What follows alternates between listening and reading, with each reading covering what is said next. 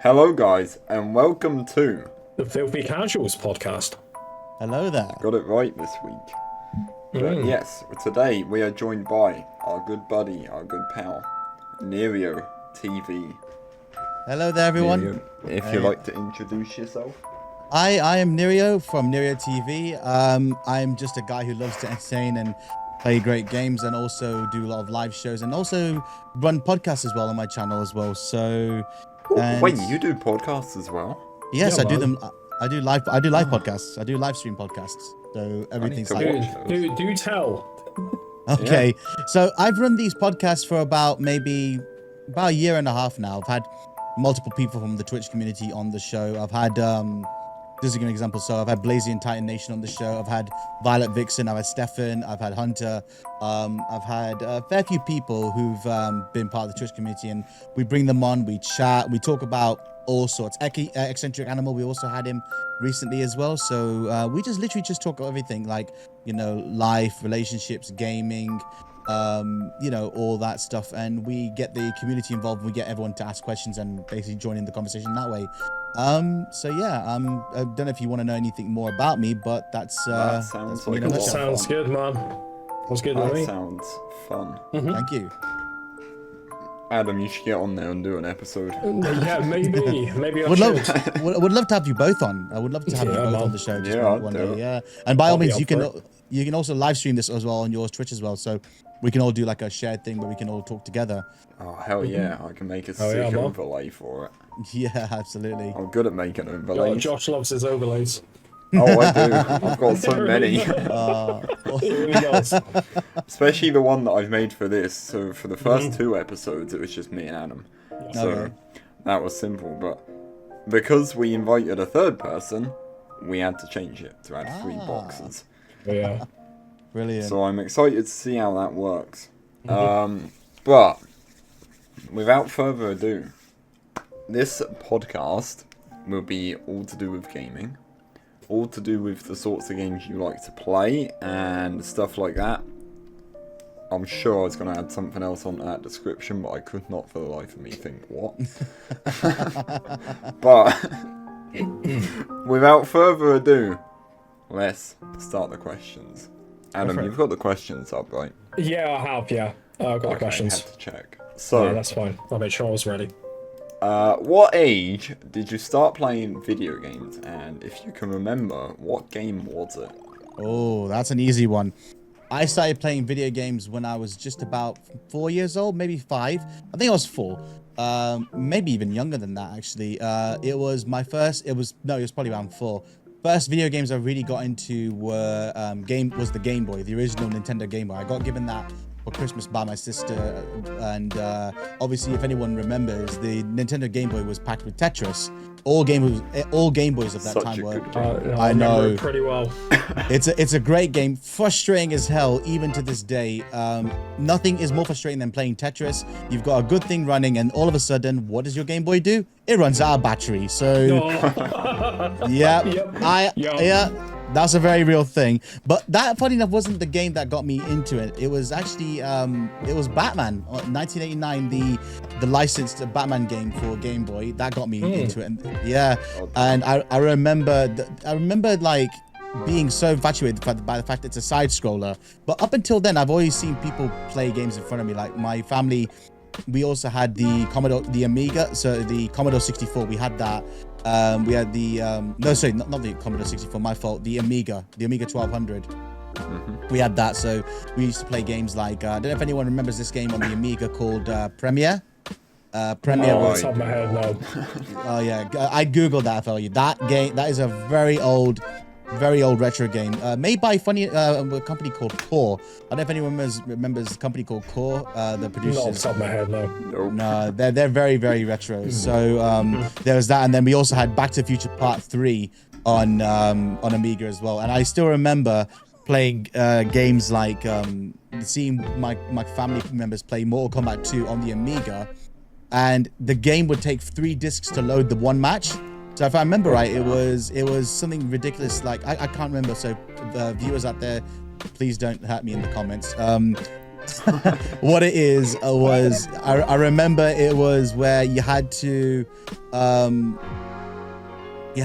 insert one disc to load the game, then another disc to load the actual main menus. Then you would load your fighter, and then disc 3 would actually load the fight. Then you have to keep swapping the for our younger members of the audience.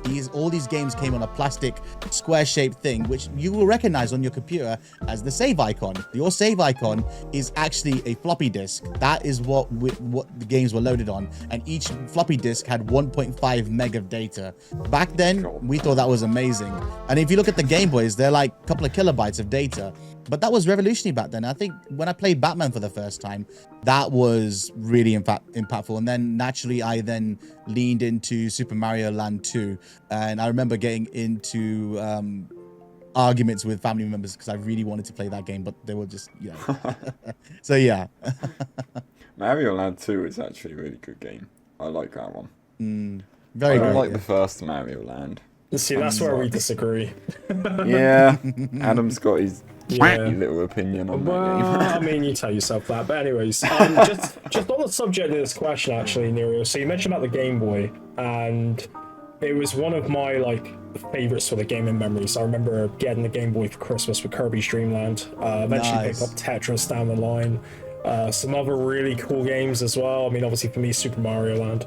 So many different games for the Game Boy. Pokemon as well. I'll always remember that kind of stuff. Pokemon was beautiful. Dude, how hard it was to get red and blue back in the day. You try looking in shops, you couldn't find it. I remember getting a copy of blue. But that leads on to the next question, actually. What is your favorite childhood gaming memory? Oh, now this is my favorite childhood gaming memory. I've got a few of them. I consider my childhood gaming like a set of greatest hits, right? For me, the greatest hit of all of my childhood, you're probably going to think it's Metal Gear Solid 1, right? It's definitely up there, but it shares that title with Donkey Kong Country 2. Donkey Kong Country 2 was my ultimate favorite childhood game of all time. And for my family members, I've got 2 older cousins and we're practically our brothers, and we played that game religiously. We used to go to my grandma's house and we played it in her lounge. And the best part of it was, well, the you could enjoy that game even though, I don't know if anyone remembers CRT TVs properly, but those CRT TVs, if a color goes, literally everything looks that color. So I remember on her TV all the colors had gone except for green. So we were playing Donkey Kong Country 2, and I remember we were playing Animal Antics. Now, for anyone who doesn't know what Animal Antics is, go YouTube that. It is the most sinfully hardest level in Donkey Kong Country history. It's just cruel. It's cruel for the sake of cruel. It's cruel for the sake of cruel.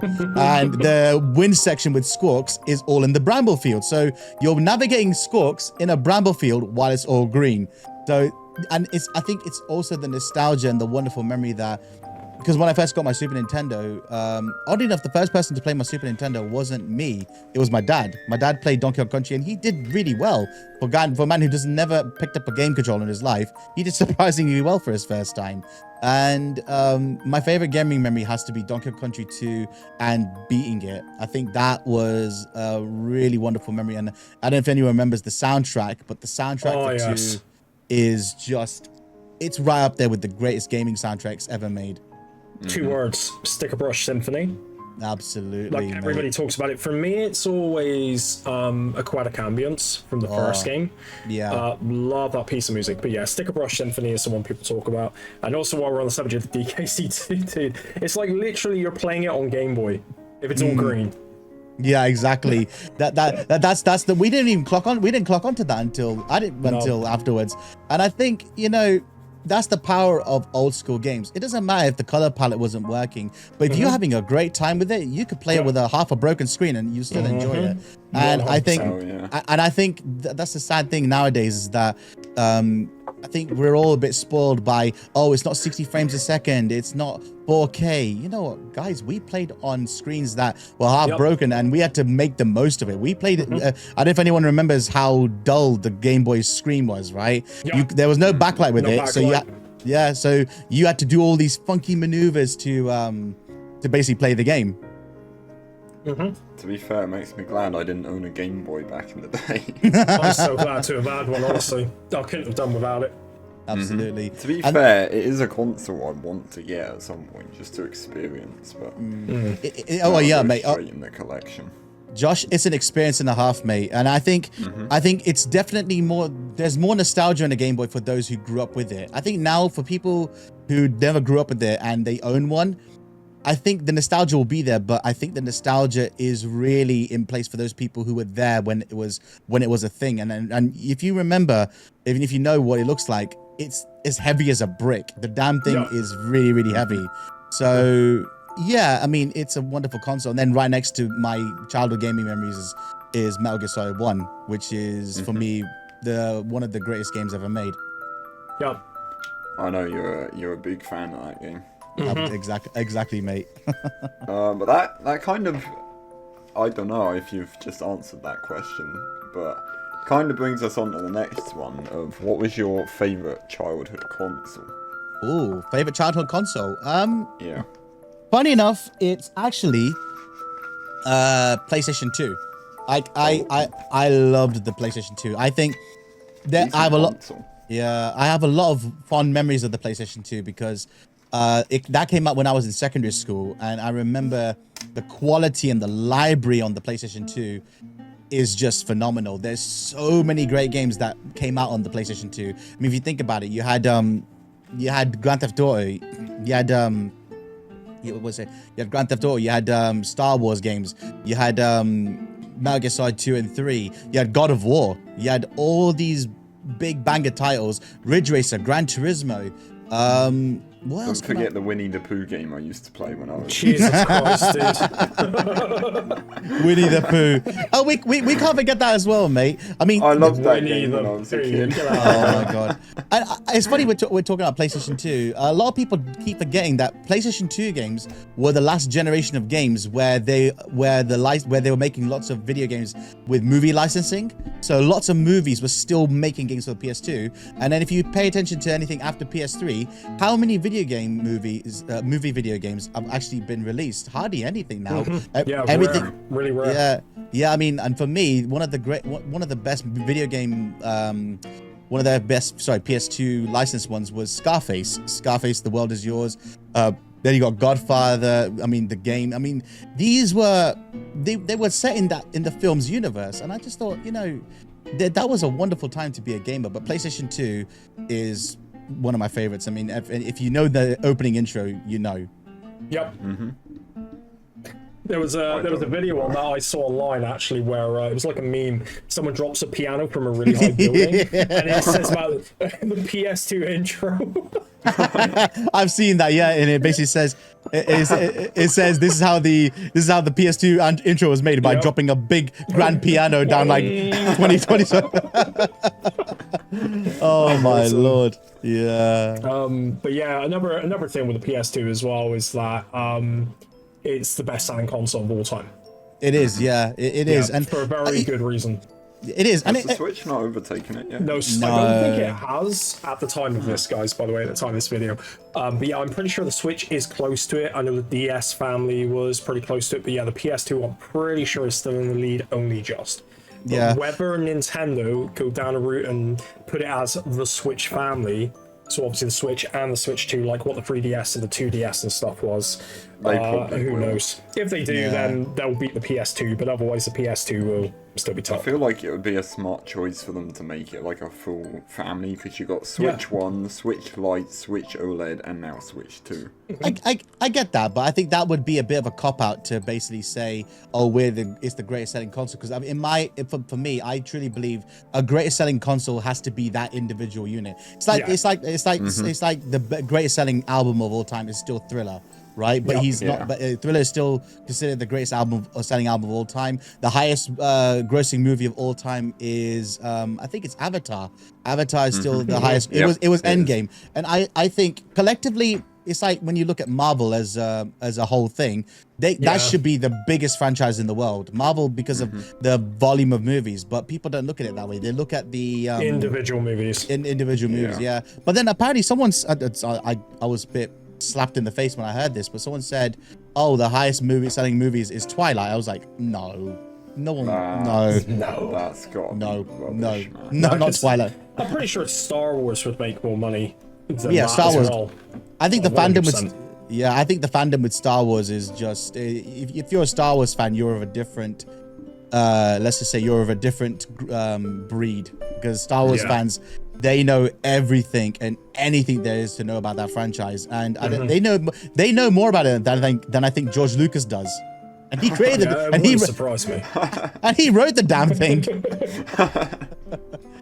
But yeah, and I mean, so I'd like to flip the. Am I okay to ask questions as well, or do I Yeah, say? you fire away, for dude. it. Absolutely Okay. ask questions. So, what was your? So this question I would want to put out to both of you. What is your favorite gaming memory of your childhood? Like, what was your like? Oh, What is like For me, the moment I that things- already answered it in the last podcast, but mine would be playing multiplayer with all my siblings back on the DS and the Wii days. Because we honestly had such a laugh playing Mario Kart DS, Mario Kart Wii, New Super Mario Bros. DS and Wii, Mario Party DS, that was another good one. Love Wow. Mario Party is a great game. I think with the right crowd, Mario Party is literally what it says in the name. It's a party. Yeah. It's It so is. much fun. It is so much fun with the right crowd. And then if you absolutely 100%. If you play And- it with the wrong people, you'd just be sat there miserable. Like, Yep, like Monopoly. yeah, that's a I toxic get bored game. when I play it. I like Monopoly, you- but mate. sometimes it goes on for hours, man. Oh. It doesn't end. Monopoly is one of those games. I've got personal experience of what you've just said, Josh, and I'll tell you something.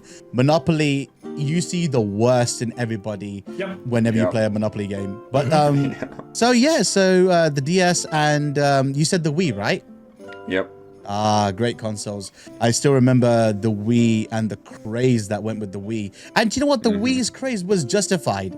And I mean, It's a great console. it's a great console, and I feel like Nintendo tried to capture that with the Switch too. They've tried to capture it, but I think they've kind of fallen a bit flat because of only one Switch exclusive launch title, Yeah. which is Yeah, the that's which was kind of what killed the Switch too. yeah. But let's face it, if you buy a Switch now with Donkey Kong Bonanza, you're in for a good time. I think. Yeah, I think. absolutely. Absolutely. Absolutely. I think they should have delayed the Switch maybe by a couple of months and just released it with Donkey Kong.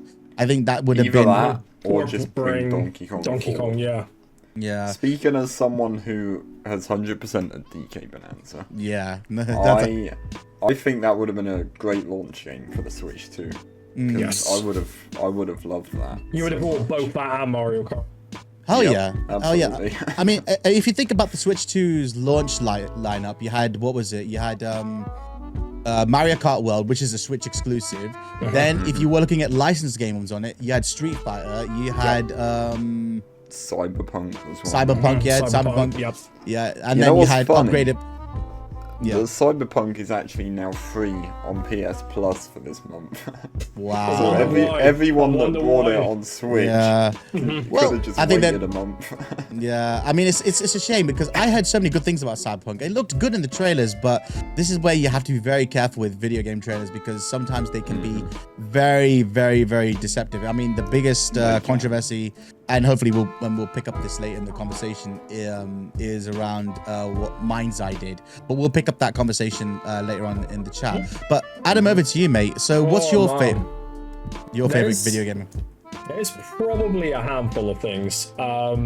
So obviously, because I was born in the 80s, obviously came into gaming sort of what I feel was peak time with gaming. So we're talking around mid to late 90s, pretty much, or sort of the 2000s. I got to experience all of that, so I was quite fortunate with that.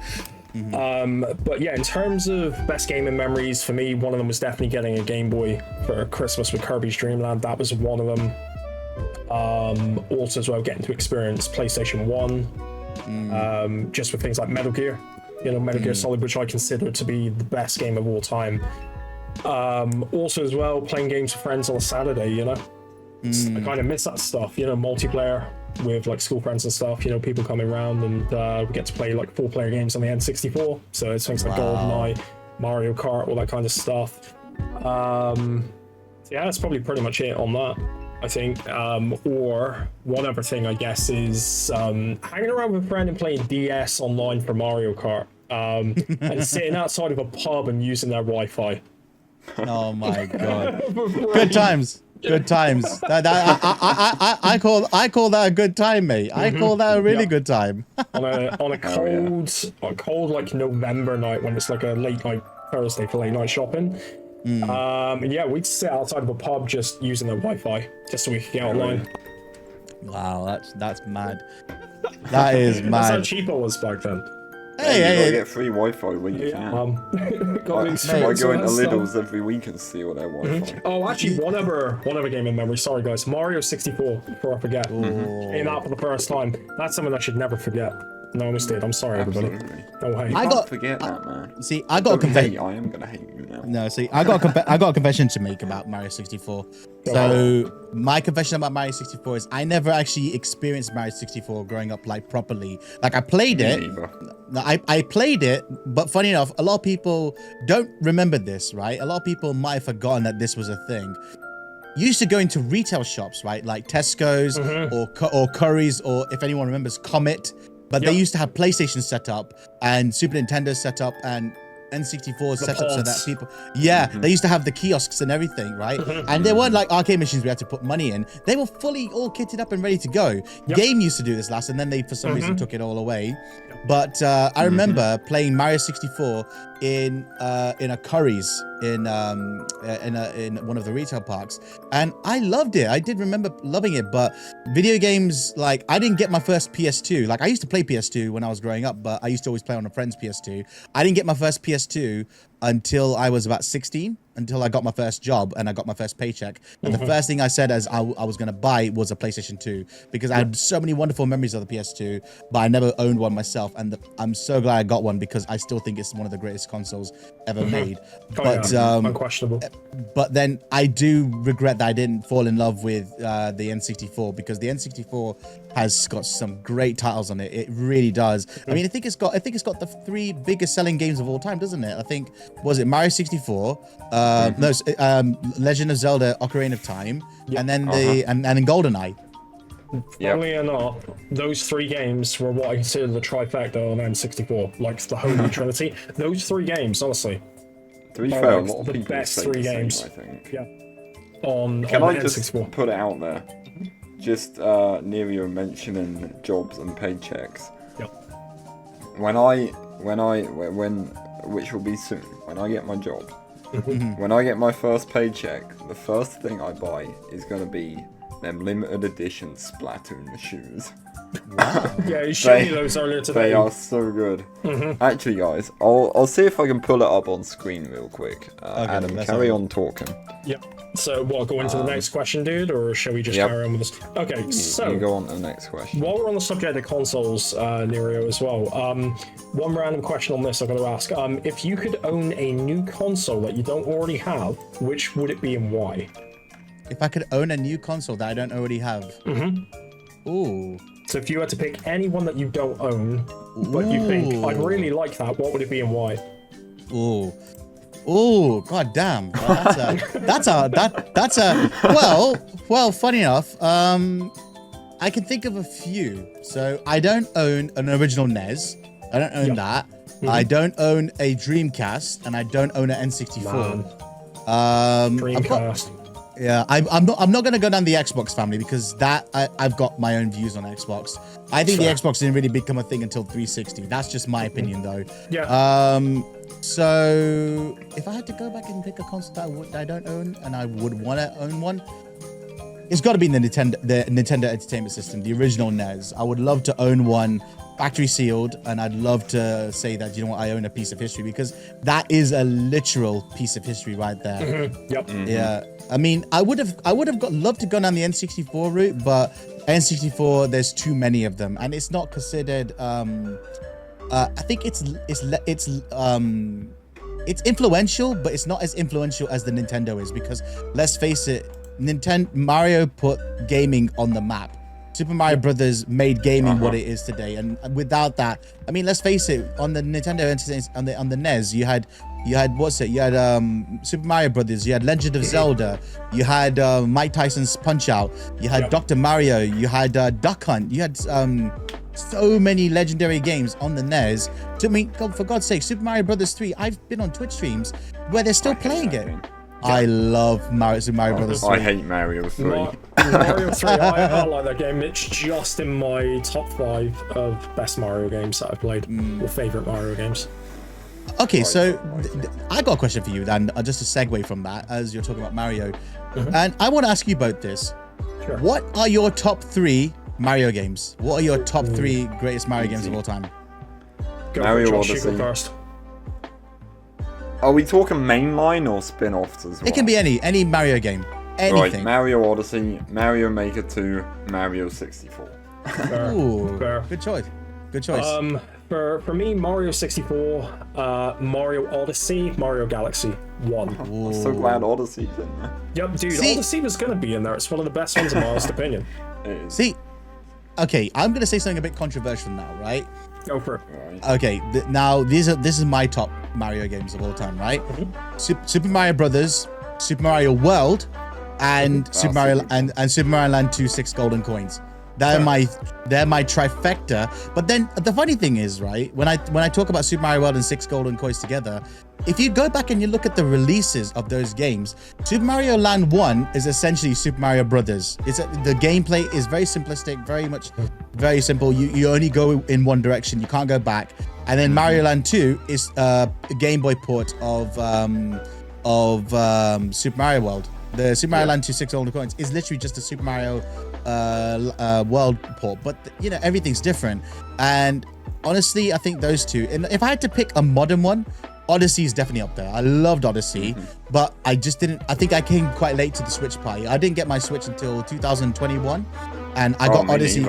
I got Odyssey quite late into it. I bought it, but I didn't really play it. But my nephew was the one who kept saying to me, "Play Odyssey, play Odyssey, play Odyssey." He's also the one who told me to play Breath of the Wild, and I don't think I've played a Nintendo game, as beautiful as Breath of the Wild. I think Breath of the Wild is one of the greatest video games ever made.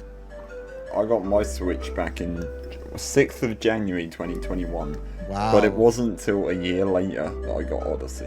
Wow. I'm surprised I waited that long to get Odyssey. Yeah, it does actually surprise me, dude. Can I just interrupt real quick? Yeah, sure. So, going back to the Splatoon shoes, I put a picture in the, Oh, wow. the group chat for you all to look at. And Yeah, I'll I've show seen you it all on already. screen. It's really, Wow. really cool. I'm not gonna lie, those look pretty dope, mate. Those look pretty dope. And everything.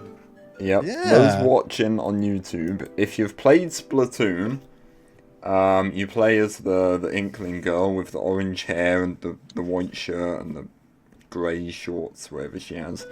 They are the shoes that she wears. And they were made by a Japanese company that Nintendo done a collab with to make Splatoon clothing. And they're obviously not doing it no more. So these are limited edition, and I want them so bad.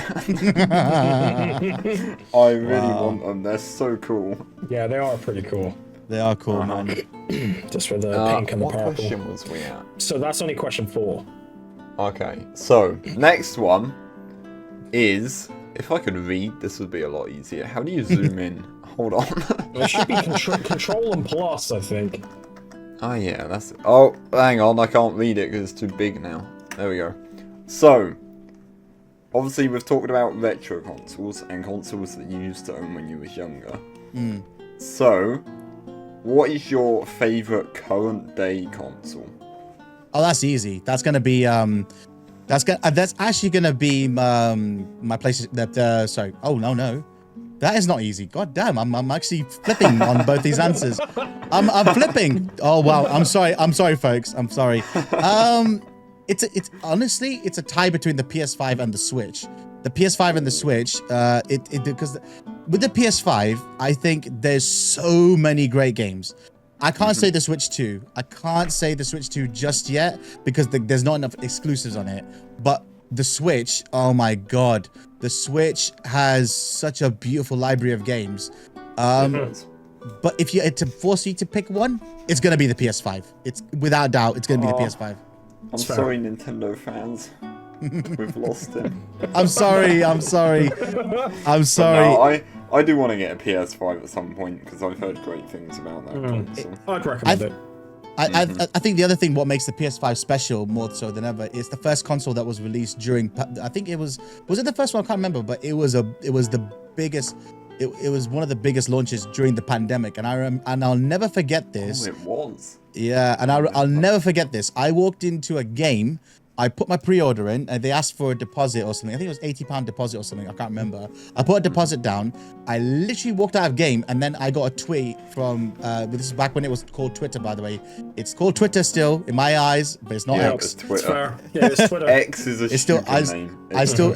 I'm not gonna say. Oh, I X'd something. I'm gonna say I tweeted something. But I remember leaving that game store, and there was a ping saying all PlayStation 5 pre-orders are now done. And I remember the day I got my PS5, I actually had to ask someone to come with me because I'm not gonna walk through my town center with a brand new PS5 because I know for a fact I don't want to get mugged. And I went through the same thing when I went through the same kind of feeling with the PS3 because because I've actually still got my original launch PS3. The backwards compatible one. The 60 gig one. Yeah, I've still got it. The sad thing is it's yellow lighted. I can repair it, but it's yellow lighted sadly. So that was a great console for what it could do. It was great, but yeah, definitely PS5. How about yourselves? How about the question? I'd like to flip the question to you now. So what do you say? Mine's got to be Switch 2. Purely because I love Switch 1 so much. Oh man. And to get the Switch 2 on day one for me was, honestly, it was, what's the word? Sensational. Yep. Because I love Nintendo consoles, always have done. And Switch 2 has actually been the console I've played on the most since I got it, I think. Yeah, that's fair, dude.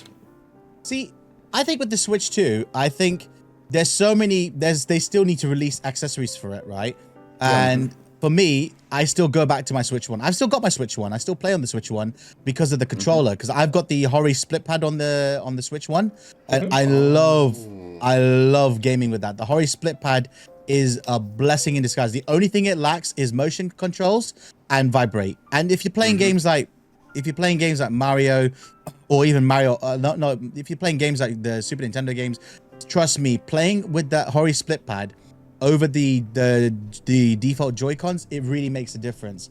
And I just want, and the second I feel like Switch, the second Nintendo or Hori released their controllers for the Switch 2, that Switch is going to be put away because the Hori split pad is so good. It's so good. But going on to the Switch 2, just to ask you a question then, Josh, as it's your favorite console, favorite new current console, what's your thoughts on the Joy-Cons? Honestly, I wasn't a big fan of Switch 1 Joy-Cons.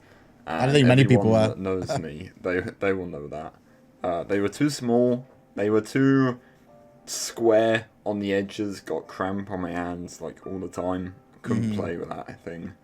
But with Switch 2, that was my chair creaking, by the way, noisiest chair ever. With these, I feel like they're a good size for my hands. Obviously, I know people have got bigger hands than me. But for me, these are quite a comfy feel. The only thing I don't like is the bit that sticks out where the magnets are. But with the strap-on pieces. So we carefully put the word pieces in there. with the strap-on pieces, I feel like it makes it a bit more comfy to hold. That's just my opinion. But for the mouse feature as well, I love that. Not the comfiest mouse ever. No, it's not. It's still a great design, so you just run around on basically any surface. I mean, can you actually hook a Bluetooth mouse to the Switch? Bluetooth, I don't know, but USB definitely. If you've got one of the wireless USB ones, so you have the little chip that you plug in. Yeah, that's right. Yeah, you can definitely use that on there because I've done it on my Switch 1. Will it work on the Switch 2? That method works on the Switch 2? Possibly. Actually, you know what? I've got a wireless mouse right here. I'm gonna try it just for you. Okay. It's in my laptop bag. That would be really interesting. In the bag. That would be really interesting because I've got one of those Logitech Master Mice, and I tell you what, that's just a perfect fit for my hand. And when I use chip? It's what the chip. I know where that is. Hang on, guys. He's lost his shit. You'll carry on my talking amongst yourself. I'm gonna Okay, go find so- the chip. I might as well answer the question as well then in that case. Yeah, please. So, Yeah, please do. Yeah. Favorite current day console. So I take it we don't have to necessarily go with like the very latest stuff that's come out, right? As long as it's fairly modern. No. Yeah, I'd say fairly modern. Within the last so- 5-10 years, yeah. So for me, I was thinking it's kind of a bit of a sort of a mix up for me. I mean, I have to put the Switch 1 on that list. Yeah. Without question, because the catalog of games, it's a dream for indie developers. Like the amount of those games that are out there. And I don't know if you agree with me or not on this, but I feel like playing those kind of games on a Switch just feels better. It feels right. Like indie games and, games that are of the cartoony nature and fun games. I think fun games really do belong on the Switch, right? I'm not saying PlayStation games can't be fun, but Nintendo just clearly know what they're doing to bring back. Here's the thing, right? Nintendo is always going to be like they thrive on nostalgia. They know it, right? But people will still pay through the roof. I mean, let's face it. This is the other thing with the Switch 2 that I didn't like is the controversy and people complaining, oh, games are $80 and they're so expensive, but you're still gonna buy it. That's the thing. You're still gonna buy the game. So why are you gonna complain? I mean, you're gonna buy the Switch 2 on launch, right? You know how expensive it is. You know how expensive video game consoles are. I mean, you can't not expect to pay that much. I mean, let's face it, the graphics chips on these machines, they're expensive. And I get a lot of people are saying that Nintendo are a little bit greedy at the moment, right? With how they're doing their pricing model and everything. But let's face it, we as consumers, we're going to pay for it, right? Unless you want to make a moral stand and not do it, you don't have any right to complain about the fact that the games are expensive. I mean, that's why I didn't complain once. I said, it's annoying. Don't get me wrong. It's annoying that the games are expensive. But I was quite lucky that I got my Switch 2 directly from Nintendo, and I got mine packaged with Mario Kart. And I mean, I think that's the smartest thing you could do because 100%. It saved you half the price. But I think the Switch 1, I agree with you, mate. 100% has got a beautiful library of games. I think it has to be on the list. It's too good not to.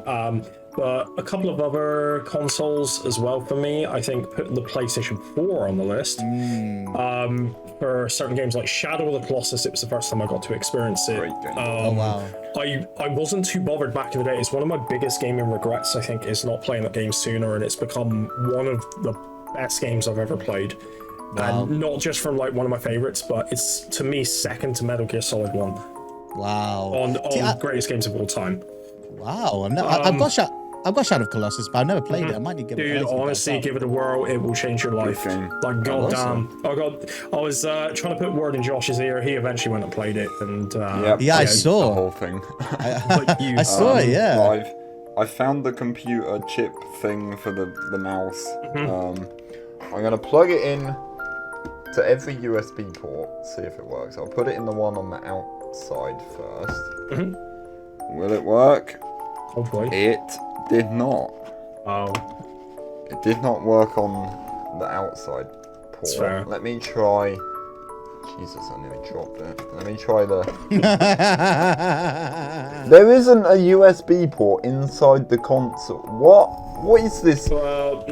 Bro, we're being robbed. Goodbye, Josh. What is this? Nice knowing you. Hang on. Nice knowing you. Oh my I do have a wired mouse. While you're doing that, actually, I'll just talk more on like some other stuff as well regarding the questions. So do it, because I know you can talk for hours. No, that's fine. Well, I've proved it already. I don't know how, but anyways, Last of Us 1. Again, that's another game that's on my Mount Rushmore of games. Like, greatest games of all time. Number 4 after Zelda: Ocarina of Time.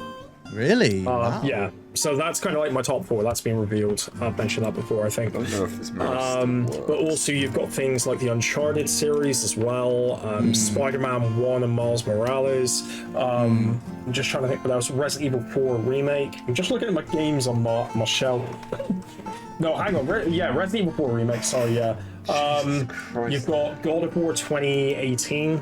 Wow. That was another game that was amazing as well. Blew my damn mind. Ragnarok as well, if we're going down that route. Ghost of Tsushima.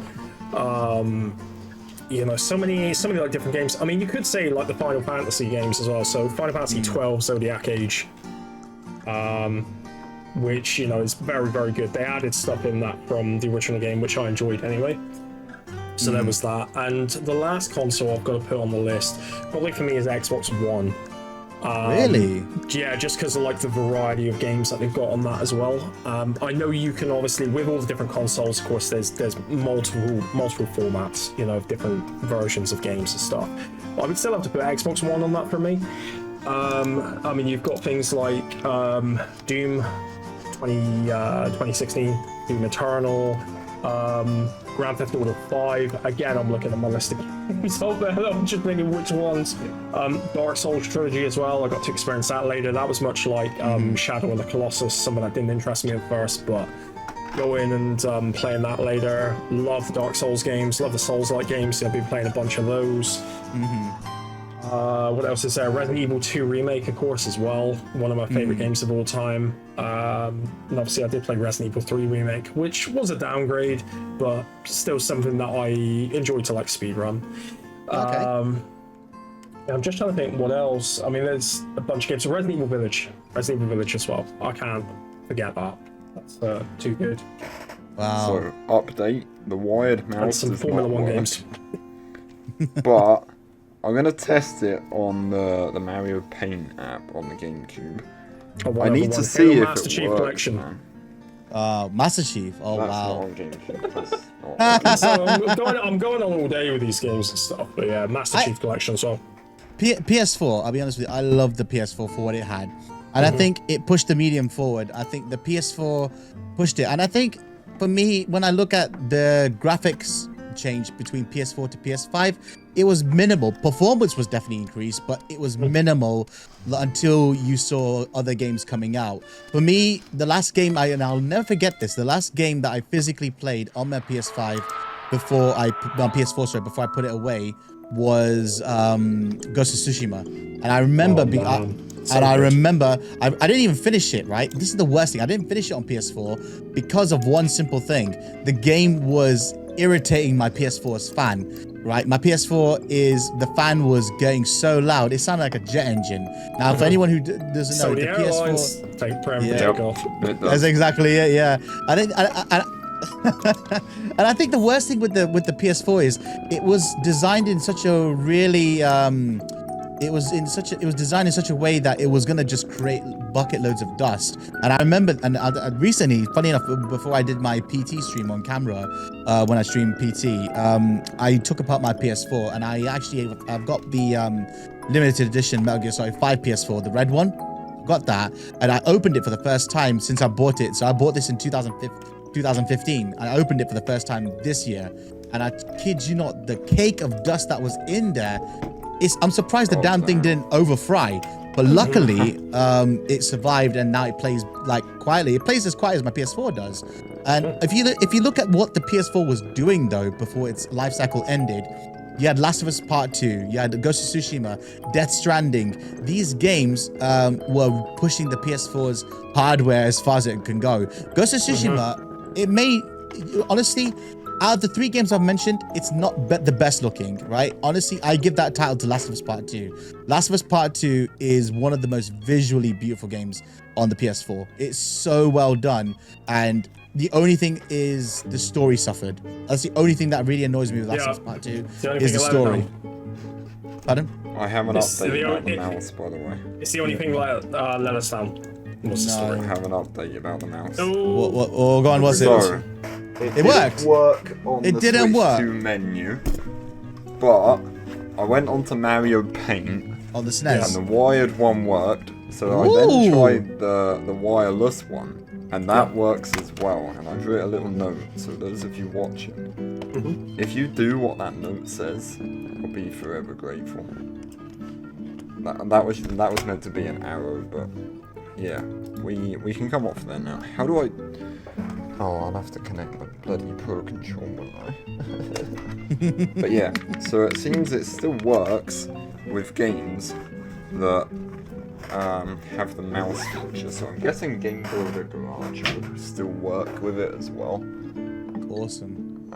I used to play that like mad back in the day. Let me just turn my Switch off. Let me just get this bloody capture card thing off my overlay. There we go. Right, where are we at? Sorry. So, favorite Nintendo Switch game? That's your next question. Right. Nerio. Well, Adam basically asked you. What's your favorite Switch game? I was about to say. I think you just asked that question. Favorite Nintendo Switch game? Okay. Ooh. What am I gonna So this say? can be What about- Switch 1 as well. It doesn't Okay, just have to so be that- Switch 2. That's what I'm just thinking. I would have said Odyssey if I hadn't come late to the party. What? Okay. So there is a way I can answer this. I could just go through my library of most played hours, but that wouldn't be fair. I'm gonna say my favorite on there, Breath of the Wild. It's got to be. Selection. I'd say the amount of hours you put into a game doesn't determine if it's your favorite or not. Yeah, Because I'd agree. I've put over 1,300 hours into Mario Maker 2, but it's not my favorite. I love Mario Maker. dude. I love Mario Maker. I love Mario Maker for all the wrong reasons, right? Because me the too. game is designed to. Pardon my French. You can blap this out or put dolphin sounds on over my voice. I'll put the duck quack sound effect. Yeah. That game was designed to piss you off. Mario Maker on super expert level, it's narcissistic. Hate it. The game is It's awful. honestly such trauma. But you know the best part is when you finish a level, you get such elation. It just feels so good.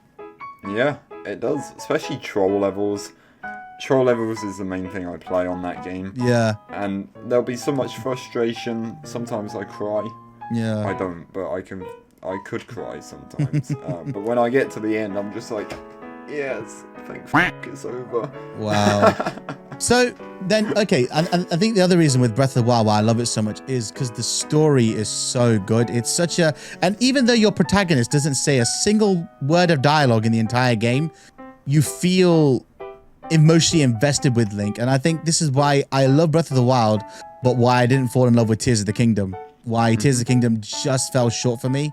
And I don't understand why IGN gave it a 10 out of 10. Yeah, I don't think it deserved the 10 out of 10. I thought it was pretty decent. Probably better than Breath of the Wild, in my opinion. Really? I'll tell you a secret as well. What's that? Adam doesn't like Breath of the Wild. No, hang on. Adam! No, hang on. Let me explain, because I've talked about this before many times and stuff on stream. Throwing him under the bus. No, that's fine, dude. This is fine. So I think Breath of the Wild, right, as a Zelda game, I don't think it's very good. My reason for that is the dungeons all feel very samey. The end game feels completely underwhelming to me. Everything else, all the other elements, are really good. Exploration of the game, visuals, music, story, all of it fits in really well. It's just like those things, and it kind of just felt really like a downgrade on the whole Zelda series for me as a Zelda game. However, Tears of the Kingdom, I've not gone and finished that yet, but I feel that's a massive step up. I can see that in my top 5 of Zelda games. I feel like for Breath of the Wild, they kind of probably didn't put as much into the game as what they could have done because it was just an experiment for how it would work. Yeah. Because obviously it was a new type of Zelda game. You also got to remember you also got to remember this. Test it. Yeah, because you also got to remember with Zelda, with Breath of the Wild, that was actually a Wii U game first before it was a Switch game. So you got a lot. I own it on the Wii U. Oh, okay. Does it play differently on the Wii U compared to the Switch? Other than how it looks and The runs, controller. no. The Controller I think it's Really? Okay. I would say so. Obviously, it looks worse on Wii U than what it does on Switch. Okay. Other So- than that, it's pretty much the same. I bet you, right, none of you would be able to guess what my favorite Zelda game of all time is. And it's not Breath of the Wild. Skyward Sword. Oh, no. Oh. No. Dude, I swear to God, it's not Zelda 2, is it? No, God, no. No. No. No, Is it Phantom Hourglass for the DS? Nope. Okay, not good. Spirit Tracks either. Link to the Past. No, it's not Link to the Past, no. Link's Awakening. It is Link's Awakening, that's it. Let's go. Link's Awakening is one of the greatest Zelda games ever made. And that game if you look at it, it's on a handheld. It's such a big game for a handheld console, and there's so much to do. And then when you get to the end, and there's the story twist at the end of it. Spoiler warning for anyone.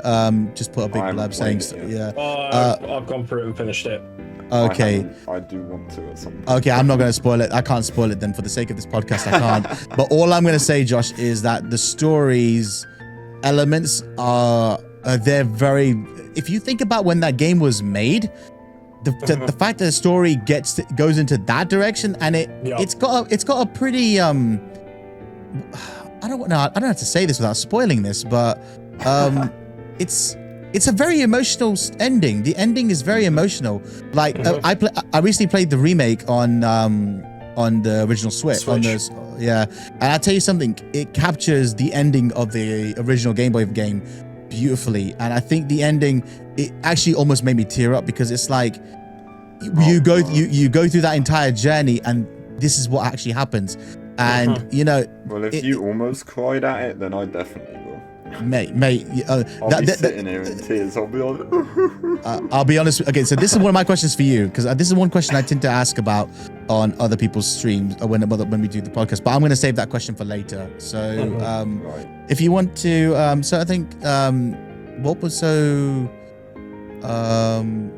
your favorite Nintendo game? Nintendo Switch game? You asked me. Yeah. So it was. I say Breath of the Wild. So then, question. I would like to flip that with you guys. Then, what was your favorite Switch game? Favorite Switch game for me? Shall I just answer it first? Because mine's an easy one. Go for it. Mario Odyssey. Wow. The only game that could rival it if I finish it is Tears of the Kingdom, but Mario Odyssey. I'd probably have to say the same, because I've put so many hours into that game, whether it be like normal playthroughs, speedruns, hitless, which I never attempted after I got to the end game. Wow, there's a hit. What you can do Odyssey hitless? Yep. Wow, that's skill. That is skill right there.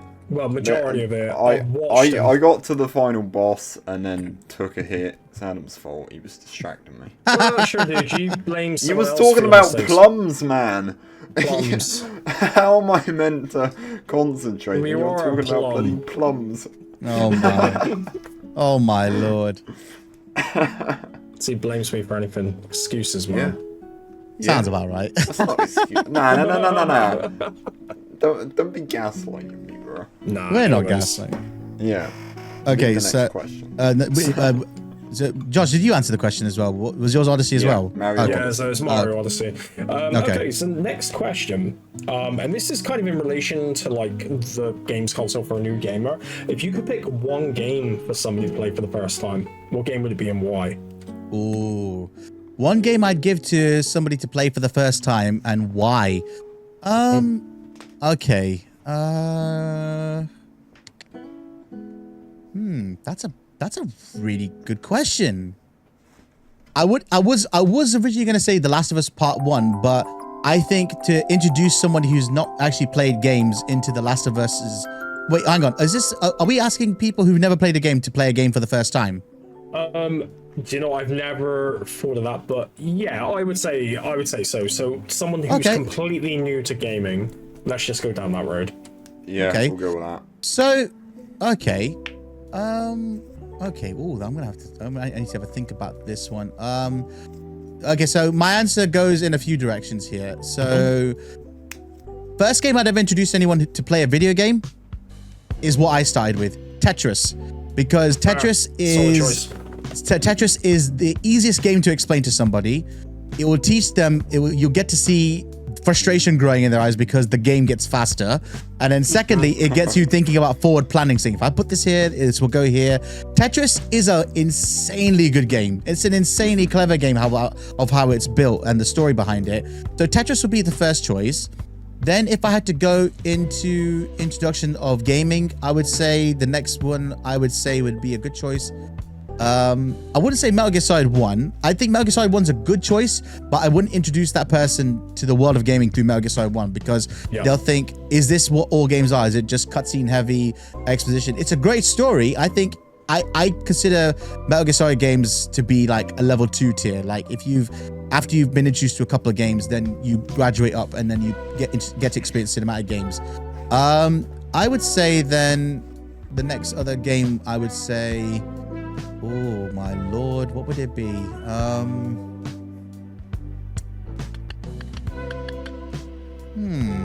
Super Mario Kart would probably be the next one because that's a lot of fun. The original Super Mario Kart on the SNES. separates the men from the boys. That does. It's one of the hardest Mario Kart games. Like, hey mate. To be fair, I like that one more than I like Mario Kart 64. That game is dumb stuff. Oh mate, Mario Kart 64 pisses me off, mate. It is such a it's a ridiculous game. But you know what the funny thing is? Super Mario Kart on the original SNES, we grew up on that, and we used to have family tournaments and battle mode. I've got a cousin of mine who still claims the title of greatest Super Mario Kart player, and I'm like, dude, we've not played the game in over 20 years. Because it doesn't matter, I've got bragging rights, I'm the greatest ever. I'm like, oh my lord. And you know what the worst thing is? If you played games on the Super Nintendo and like that, yeah, he has got bragging rights, but yeah, I would say Super Mario Kart and Tetris. Those would be my two if I had to. Solid choices. How about very good. And how about you? Tetris is a good game. Who wants to go first in the Josh, you or me? Yeah, you do it. Okay, so funnily enough, one of the games actually was possibly Tetris. I think Tetris is just a good one to start on, like you were saying, dude. The other one I would say is probably Super Mario Bros., the original on the NES.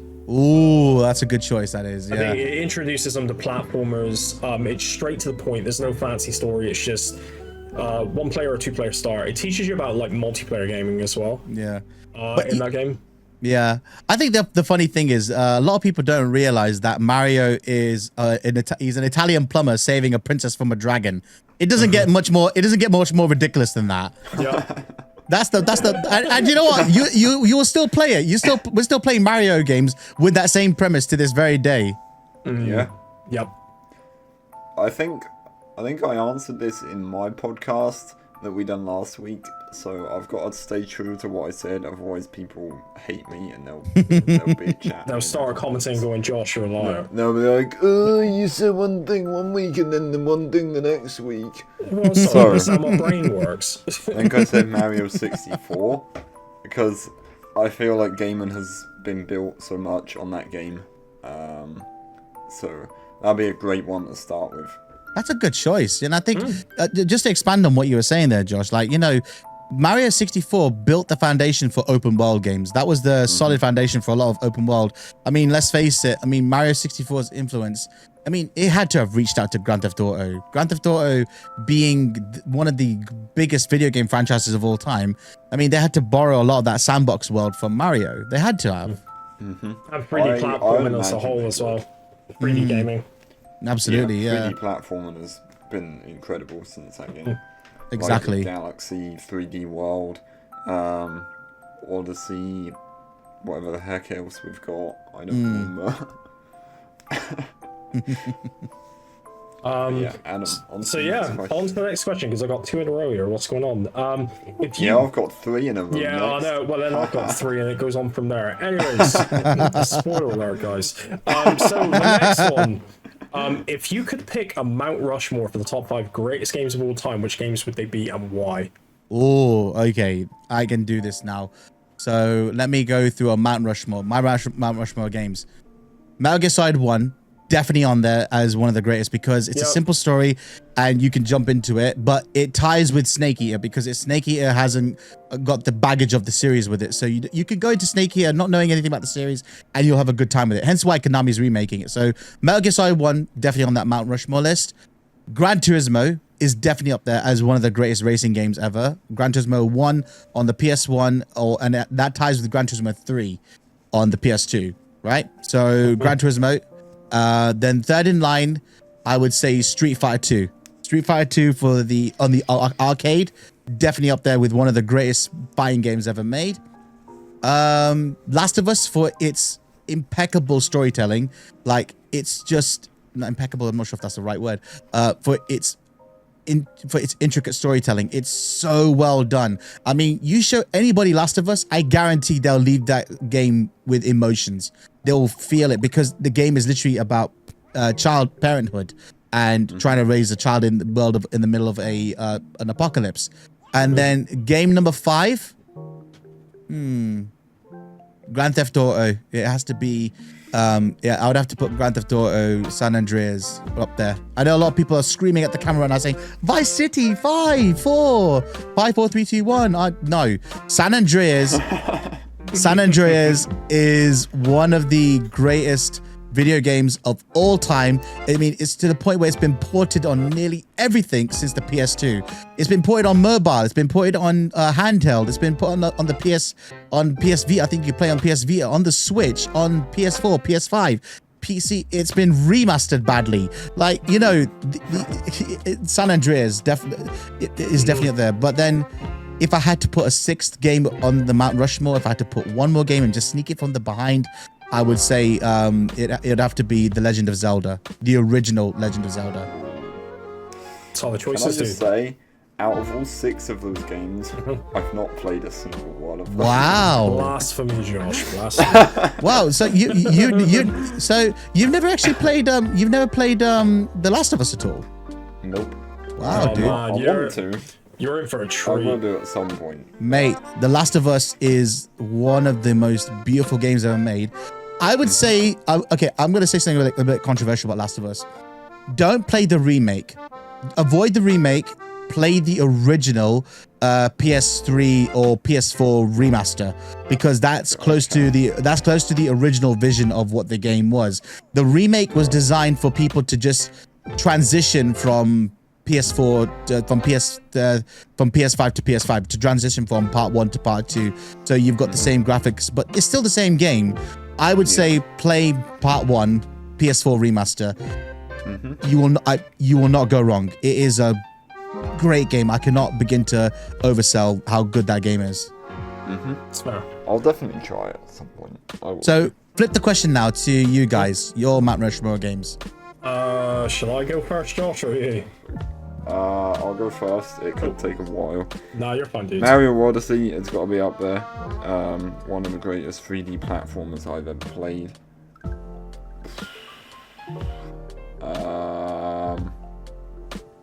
Give me a second. You're right. Super Mario 64, because like I said, it's built 3D gaming since then. Gaming has evolved a lot since then.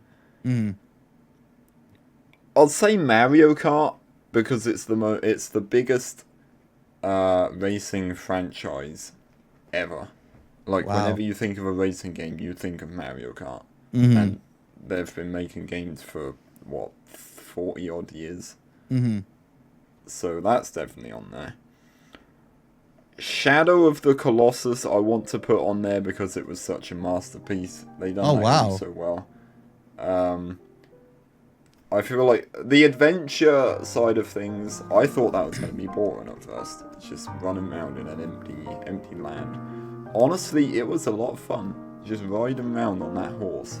Loved it. Awesome. Number 5. What have I got in my collection?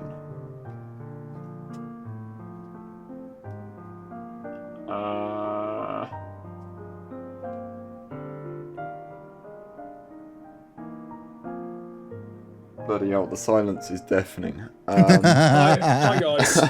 Number 5, it'll probably be some sort of Sonic game, one of the originals. Probably Ooh. Sonic 2. Wow, that's a good choice. That is. That's really good. I appreciate that one, Sonic. Hell But yeah. if you had to pick a Sonic, 2 is one of my favorites. you go for Sonic 2. Me too. Yeah. Yeah. Sonic 2 and Sonic 3. I do like the original Sonic the Hedgehog, but there's certain mechanics they just didn't introduce in there. And honestly, Like the spin dash. yeah, and honestly, the greatest thing that they could have introduced to Sonic is Tails. Tails and Knuckles are so good. They're so good for the series. For me, Tails and Knuckles in the series is what Diddy Kong and Dixie Kong are for Donkey Kong. Like, and I know spoiler for people who've not finished DK Bonanza, But in DK Bonanza, when you meet Diddy Kong and Dixie Kong, they reference Donkey Kong Country 2. And I freaking love that moment because it's like, yeah, that was us. We did that. I'm glad I finished that. Yeah. I'm Mate, really glad. No, I'm not going to talk about the big spoiler though, because that one, I'm not going to. People get so angry if you spoil that. I'm not spoiling. Yeah, I'm not spoiling that one. No, we don't, guys. no. Just edit that out if anything. No, because that spoiler is you just have to experience it yourself. No, that's fair. Guys, go play the game now. Yeah, do go play the game. It's very, very good. So my top 5. Now, obviously, you know the top 4, but I'll do a recap. So, like, Metal Gear Solid, first one, Shadow of the Colossus, Zelda Ocarina of Time, Last of Us 1. Fifth, I'm going to put a sick one on there as an honorary mention and 2 other maybes that I'm kind of, like, considering putting on the list, but not sure. So, 5th on the list is Mario 64. Okay, awesome. And that was only just ahead of Final Fantasy VII. Now, as much as the OG FF7, now, I wasn't sure which one I was going to put higher, and I actually had to look on Google to kind of decide on this. I was thinking, which one do I put above? Because Mario 64 or FF7, both are like pivotal to the consoles that they're on. You know, they're like 2 of potentially the best games on their respective consoles at that respective time. So it was really difficult. And plus, one is a platformer, one's an RPG. But yeah, only just Mario 64 over Final Fantasy VII. Now, the 2 maybes that I'm considering at the moment, one is Elden Ring. I don't know if Elden Ring will be on the list, but it's a game that is the best Souls game that I've ever played so far. Nothing comes close. Even beats Dark Souls 1, and I love that game. And the other game I'm happy to put on the list, the more I'm thinking about it, is kind of like a maybe, is Tetris. Like, Tetris, it paved the way for puzzle games. Yeah, Like, and I really think did. and I think the funny thing is, like, you know, when you talk about honorary mentions, Tetris is definitely up there. Tetris, I think Tetris actually deserves to be on the mountain because of the fact that sold the Game Boy.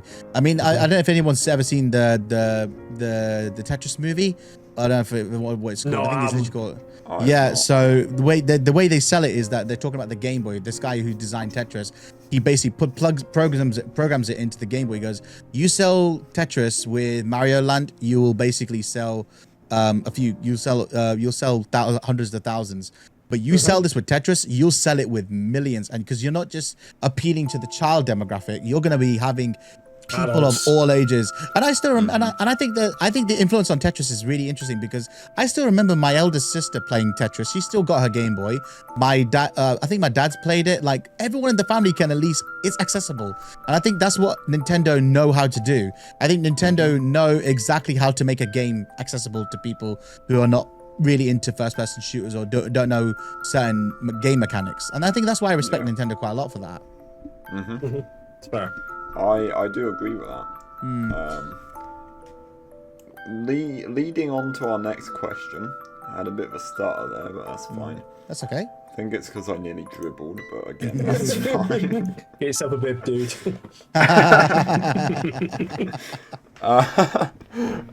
Nerio, obviously you stream on Twitch.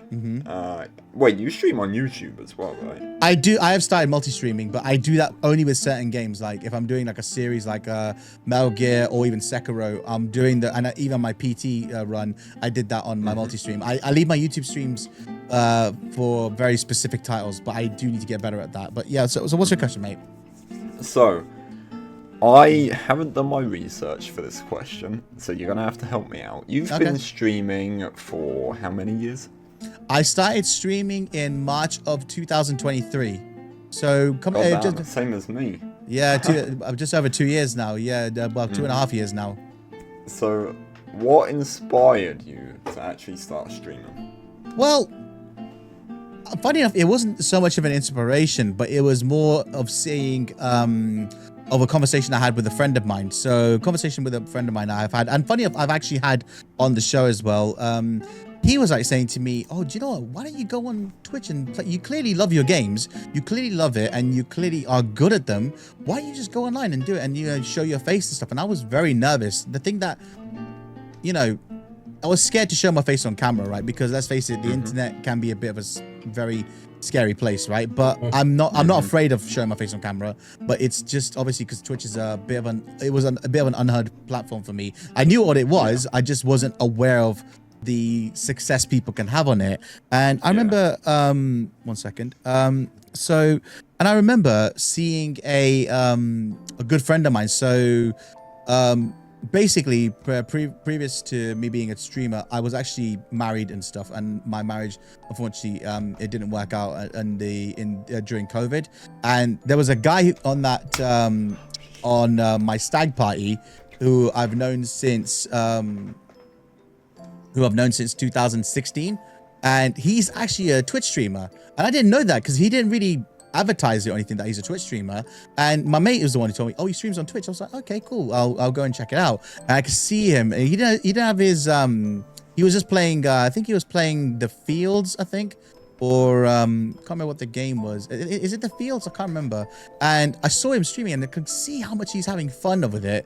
And then he told me his success story. Like, so one of the biggest successes that he had on this was during his stream, he got raided by Insim. So I don't know if anyone's heard of Insim at all. Insim I've heard of. He does a lot of Phasmophobia.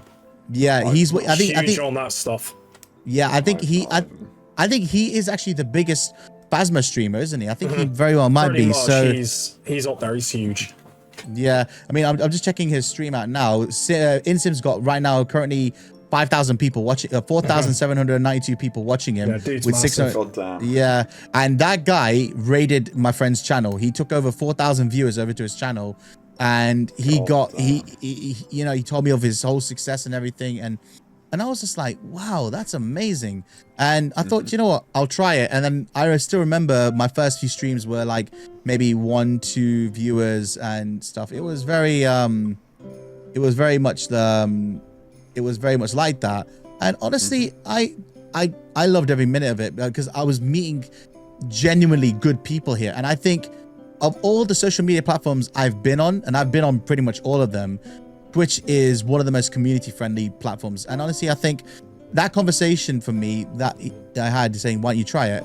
I don't think there was such a direct inspiration. It was the fact that I've seen my friend have this success. And because I'm quite a chatty person, as you could probably tell, like I thought, you know what, why not try this and see if it works? And if it doesn't work, then I can always back it up and stuff. But clearly for me, without tooting my own horn, Twitch has been a big success for me. Like, it's been really successful in terms of like getting to make some really good friends like yourself and Adam, and you know getting to make getting to meet people like Hunter, Maisie, Militant VJ, Hard House HD, all, and Stefan, don't forget Stefan. Yeah, Stefan. Oh God, I can't forget Stefan.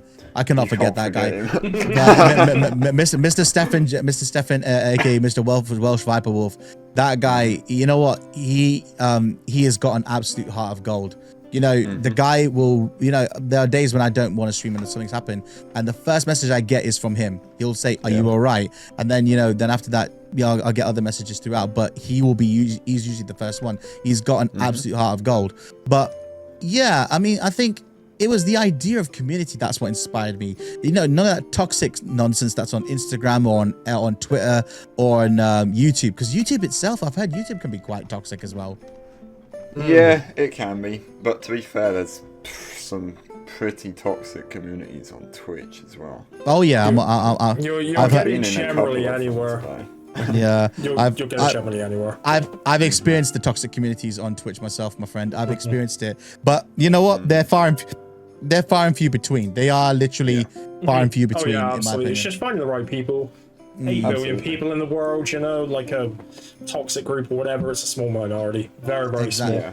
Exactly. I mean, I think the thing that's also inspired me is that fact that, like, I've wanted to invest more money into my setup, into my rigs and all that, and because I want to have my stream look a certain way, but I don't mind spending the money because, you know, for me, it's like, you know what, I love this platform so much, and I want to be able to pop out as much as I can, but I just love being able to meet the people here. If anything, like I say to this on every single stream, I say I wouldn't do this if it wasn't for the community. I wouldn't be. Yeah. I wouldn't. I mean, who wants to go on camera, not talk to anybody for a whole stream? Who wants to do that? I mean, it's tiring. It's emotionally draining. Yeah, it really is. I feel like for me, the best thing about going on Twitch is meeting new people. Granted, some of them have turned out to be assholes. Yeah. But the good thing is, I'm now binning them off and getting like people that aren't fake, Yeah. that aren't assholes, and finding new people like yourself, like Viper. Who else have I been watching? Shane 3D, Shane 3D, D-Side, yeah, all those guys. Nudes. Flash is another one that I watch. Obviously, I've watched Adom for like 2 years now. Just over 2 years. But we didn't. Yeah, we didn't become friends, proper friends, till this February. Yeah. And I feel like that was kind of partially something to do with an ex-mod that you had. Well, yeah, I mean, there's that, but also as well, like we had discussed it now because of the age Because I gap. was young. Yeah, so like I was waiting until you were a specific age before talking on voice chatting and messaging Adam's like the way we old. do. Yeah, like I'm only 20. I'm an old fart, you know, like I'm 40, coming up He's 40, nearly 41 in another 13 days at the time of making this Oh wow. thing. I mean, I've got all the grey hairs and everything. You guys can I'm going to be 21 see in it. about 4 months. Yeah. Wait, Josh, are you gonna be? Are you only 20? He's only 20. Know Wow. that? No. Don't tell me you thought I was older than 20. No, Don't- no. Like do I not think tell from me. the way you from the games you've played and then some of the nostalgia you talk about, I would have put you in your mid-20s. I would have. I'm not saying you. I'm not saying the way you look. It's nothing to the way you look. I'm not like that. It's the way you behave. It's the way you Honestly, behave, dude. Like I'm you've got. glad you said you thought I was older. Because Yeah. I always get told that I'm like... No, you've definitely got a young face, mate. I'm annoyed that you've got such a young. I'm annoyed that you've got such a young face because I wish I could look like that, mate. I miss looking that young, mate. I really do. You don't want to look like me. Mate, no, trust me, mate. It helps. It helps a lot in life, mate. Believe me. The last time I got ID'd for a beer was probably about 12, 13 years ago, and honestly, I miss those days. I miss those days, man. It's flattering, right? And then you know the worst thing is, I still remember going into a bar or going into Asda with my ex-wife, and she still gets ID'd. She'll get ID'd at that point, and I'm like, how the hell are you still getting ID'd and I don't, right? It's not flattering, mate. It's not flattering when I get ID'd. But do you know what? Like, it's because I think the thing that threw me off is because of how you talk, mate. You don't talk like a 21-year-old, because I've heard some absolute, pardon my French, and blurb this out, I've heard some absolute gob shit come out of some 21-year-olds' mouths, right? Oh, yeah. And honestly, you don't bet. People I went to school with. Yeah, to be honest, I've heard some absolute god shite come out of some of my fellow 37-year-olds. So don't. You know what, mate? Like, nah. And Adam, honestly, I've seen what you look like, mate. You haven't got that much grey hair, mate. So I wouldn't have picked you for. I wouldn't have picked you for 40. Fine. You know, I appreciate it anyway, but yeah, I like how I instantly. I'm going like grey gracefully. You don't and have I'm gonna much let it go. grey hair. He does. No, but no, So- it's like I'm getting strands because I'm at that age. But you know what? I'd rather have that than like hair loss, Yeah. which I've seen people around like Josh's age where they have hair loss. I'm like, dude, thank God that's not me. Mate, I went through that, and I'll be honest with you, it took me up until this year to fully take it all off, and honestly, it was one of the best decisions I made. But when Yeah, you're losing it, mate, embrace it that, but mate, when you're losing your hair, it is damaging to your self-confidence. I It can heavily does. imagine.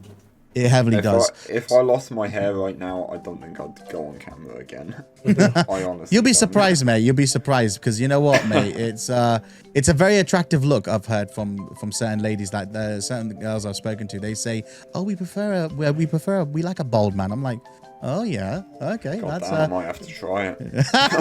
No. Don't you dare. Enjoy your locks, mate. You've got locks like Thor, mate. So don't. Yep. Yeah, exactly. I'm a beautiful, handsome man. No, I'll keep So- telling yourself that. Anyways, No. I've got. Oh my lord. Okay, I've got one question for you because obviously you and Adam are you and Adam are quite close. So how long have you two known each other? Like how do you know each other? I started watching his streams, I think it was around April or May 2023. But he wasn't a big fan of me to start with, purely because I used to self-promo. I've been honest on this stuff, by the way, as well, dude. I've not, like, blown smoke. I've been honest. So when I first known Josh, I wasn't particularly a fan. So that was when I started out streaming. Yeah. I was a big self-promoer. Because I was new to it, I didn't know any different. But people that have been on the platform, like 4 or 5 years, and that are still doing it, they shouldn't be on the platform. Just stop self-promoing. I'll say, I stopped that after, like, a little while. It's like, I went in his streams quite a bit. I wouldn't say I was in every stream. But I was there quite a bit. Yeah, but then quite regularly. Again, it was the age thing. Yeah. Like, he didn't want to go on VC with me or message with me like he does now. Yeah. Okay. You know what people are like these days. They'll accuse people of anything. Yeah. But in February this year, Adam done the N64 month. And he said he was open to collabs with people. And I was one of the first people to say, I'll do a collab. But dude, you were the first person, I think, or second. I think it was Child of Ragnarok before me. He was there. He was one of the people that did collab with me. So he was playing Banjo-Kazooie.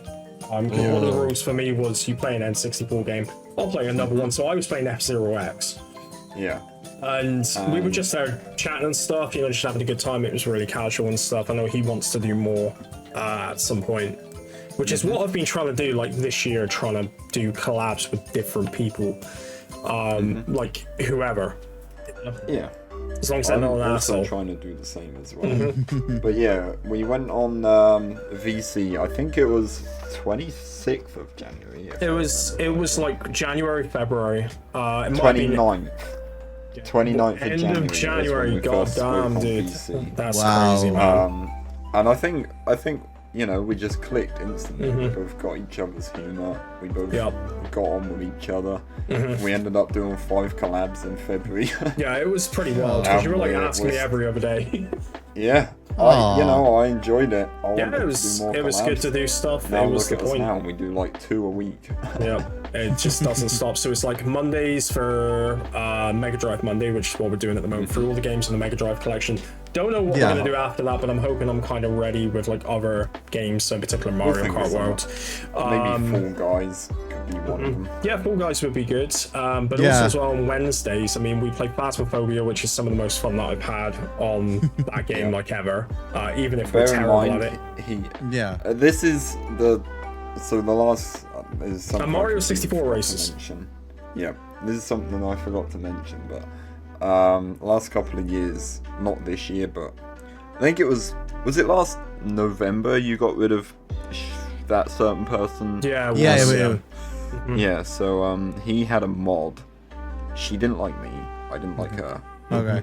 You know, I was civil in chat, but you know, stuff went down, Adam got rid of her, and I feel like that kind of opened a new door for me and Adam to do collabs, because I've said to Adam, if he'd have still been friends with her now, I probably wouldn't be on BC with him, because I wasn't her biggest fan. Okay. Yeah, so that's pretty much how we became friends. Aww. And now we just at each other's throat the whole time. Yeah, just hurling abuse, dude. We'll never look back. Oh, mate, a good friendship is one that has hurdles, mate. Always talk, mate. Always talk, mate. That's what it is. Exactly, most people think that, yeah. It's like Rico has said it, Flop said it. Who else? Flop said it today. He was like, "Oh, yeah." He was like the legendary duo. Yeah, like literally. When you say flops, are you talking which flops are you talking about? Flop Meister. Oh, okay. I thought you were talking about floppy legs. No, wait, what? Yeah, I know. Floppy legs is actually that's another streamer, mate. That's another streamer. It's such a weird name, Floppy Legs. Oh, mate, I've seen some questionable streamer names on here, but the one that threw me off all this time was Jim Lee, and the fact that I thought, okay, maybe he's just using the name Jim Lee because I know who Jim Lee is. And it turns out it's actually freaking Jim Lee, the head of DC Comics. I was like, oh yeah. When you had your comic book stream, yeah, and I think it rated you. That's that's wild, right, dude. That is awesome, man. I think the other one that I heard of. So there's another girl I follow on this platform called Lady Wanted X, and basically she was playing Snake Eater for the first time. And she got asked a question. She had someone in her chat called Cynthia Harrell. And if you're anyone who doesn't know who Cynthia Harrell is, she sang the song Snake Eater. Oh, that's a bad reaction. Yeah, That's awesome. And the worst thing is, right, she thought she was a fake person, and it turns out it was actually her. So, and here's the funny thing, like, you don't, with this platform with Twitch, you don't realize just how many famous people actually use the platform. So another famous person that uses this platform is Mike Shinoda. So I don't know if you know who Mike Shinoda is, but he's from Linkin Park, isn't he? That's right. Yeah, Mike Shinoda from Linkin Park uses Twitch as well. Herman Lee probably as well. It's probably another one. He does a lot of streaming. Neil Newborn, the voice of Heisenberg from Village, went and raided someone that I watch. Voice actor for Resident Evil Village raided a friend of mine who plays Resident Evil Village. Wow. Imagine how excited you must feel when you get raided by a famous person. Oh yeah, I mean, somebody else who I watch as well, he got raided by Adam Cole, the wrestling guy from from AEW. He raided him with like 200 people. It's like that's nuts. That's pretty wild, man. Going on to like the next question. So sure, staying on the topic of your streams. Sure. You're a big gamer. You play a lot of games. What's your favorite game that you've beat on stream since you started up? Ooh, favorite game I've beaten on stream. Ooh, that has to be Elden Ring. It has to be Elden Ring. Ooh. Elden Ring. Choice. Yeah, Elden Ring. When you finish that game and you got people watching you, it is like you've just completed a mountain climb, right? The game is unbelievably unforgiving because and you know, even when you're jacked up and you've got all these souls and you've got all these runes and everything, doesn't make a damn bit of difference because the enemies will one-shot you if they want to. They want to take you out, they will take you out. And honestly, that was a fun achievement. I'm not going to count any of the Metal Gear games on stream because I already know those games. I know those endings, and I've done Metal Gear Solid 4 all in one stream. That was a tough one. That was 13 hours on stream. That was, and the other longer one was Last of Us Part 1. I did that all in one stream. But yeah, Elden Ring is like an achievement. It's like a badge of honor. It's fair. I still need to go through Elden Ring. So for you, to look forward to, Josh. Yeah. So what about you guys? What's your favorite game to have finished on stream? I think for me, I said Mario Odyssey purely because I've had so much fun beating that game. Really? Yeah, I've beat it so many times on stream at some point. Wow. Wow, that's nuts. I mean, I've got to say for me, and this normally when it comes to each year, I tend to break it down what my top games are and bottom 5 games and stuff like that. Now, this game, funnily enough, is not the best game of any year, but it was a game that I didn't realize how much I was going to put it that high up and be the best game that I played until I did randomizers. And that's Zelda Ocarina of Time. Oh, wow. It's a game I played most number of hours on stream. Your randos were so fun to Dude, watch. the randomizers, I did a randomizer for it in under 46 minutes, and that video is still on YouTube. I commented on that. Oh, wow. That was funny. It's still there with a lot of settings, dude. It's not a case of everything's open, go from start to finish, hope to find something in between. There's a lot to it. I don't know if I'm following you. I don't know if I'm following your YouTube channel. Let me sort that out. Yeah, go for it, dude. Have a look, man. It's entirely up to you. I'm currently posting up Mario Kart World stuff. Same as like TikTok, I'm doing that. But Mario Kart World, I've been posting up the 3-star 150cc cups. I'm going to post up the knockout ones, but I'm also going to post up my speedruns on YouTube. So they've got like a permanent link that I can then post to speedrun.com. Nice. Guys, I'll put a link to Adam's channels in the description. Yeah, thank you, dude.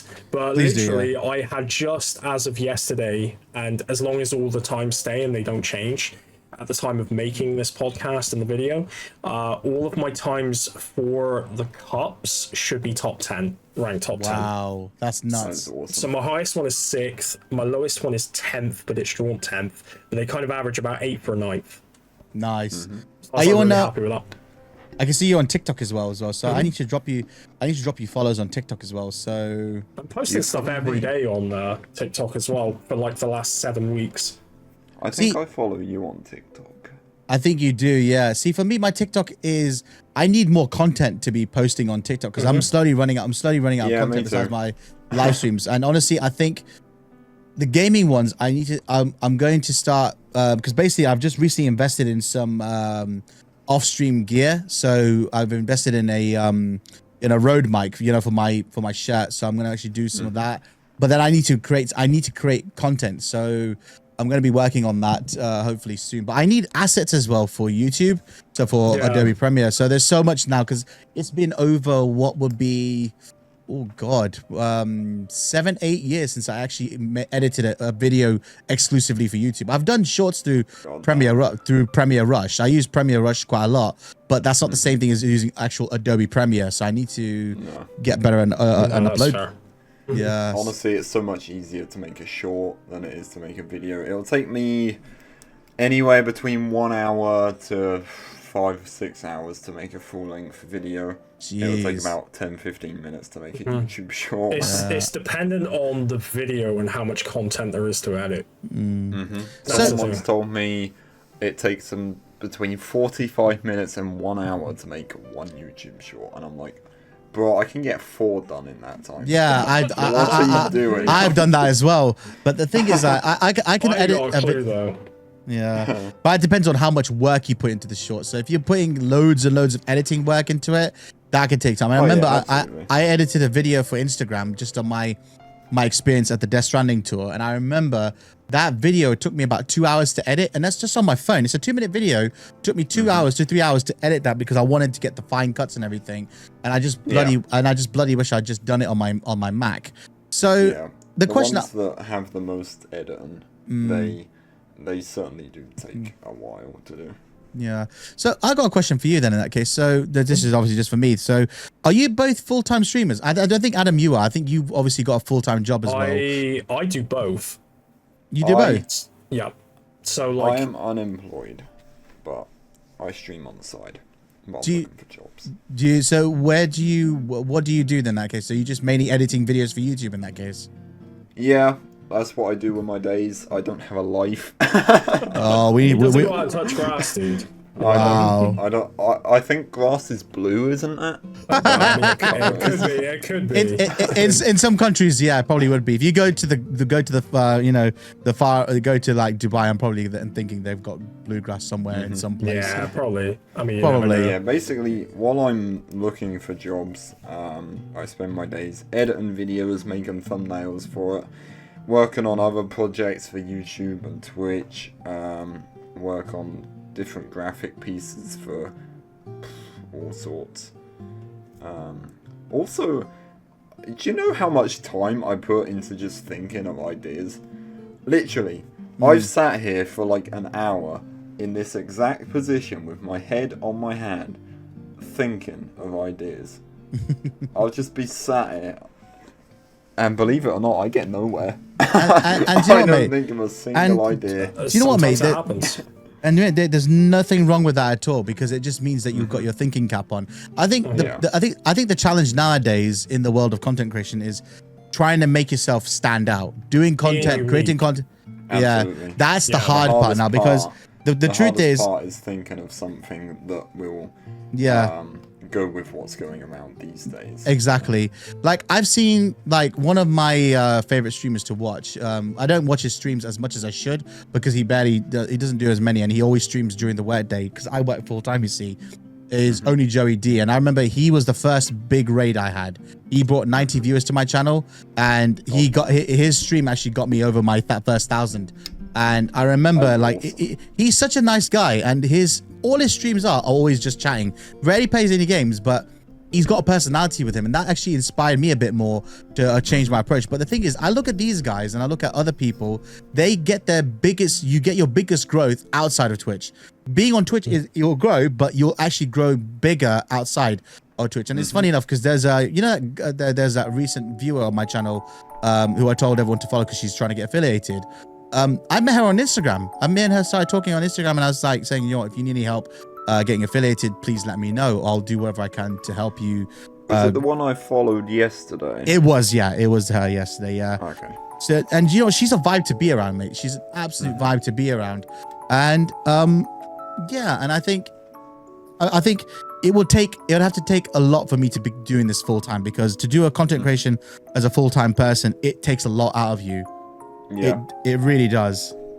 Like there's been times where I just get burnt out from editing.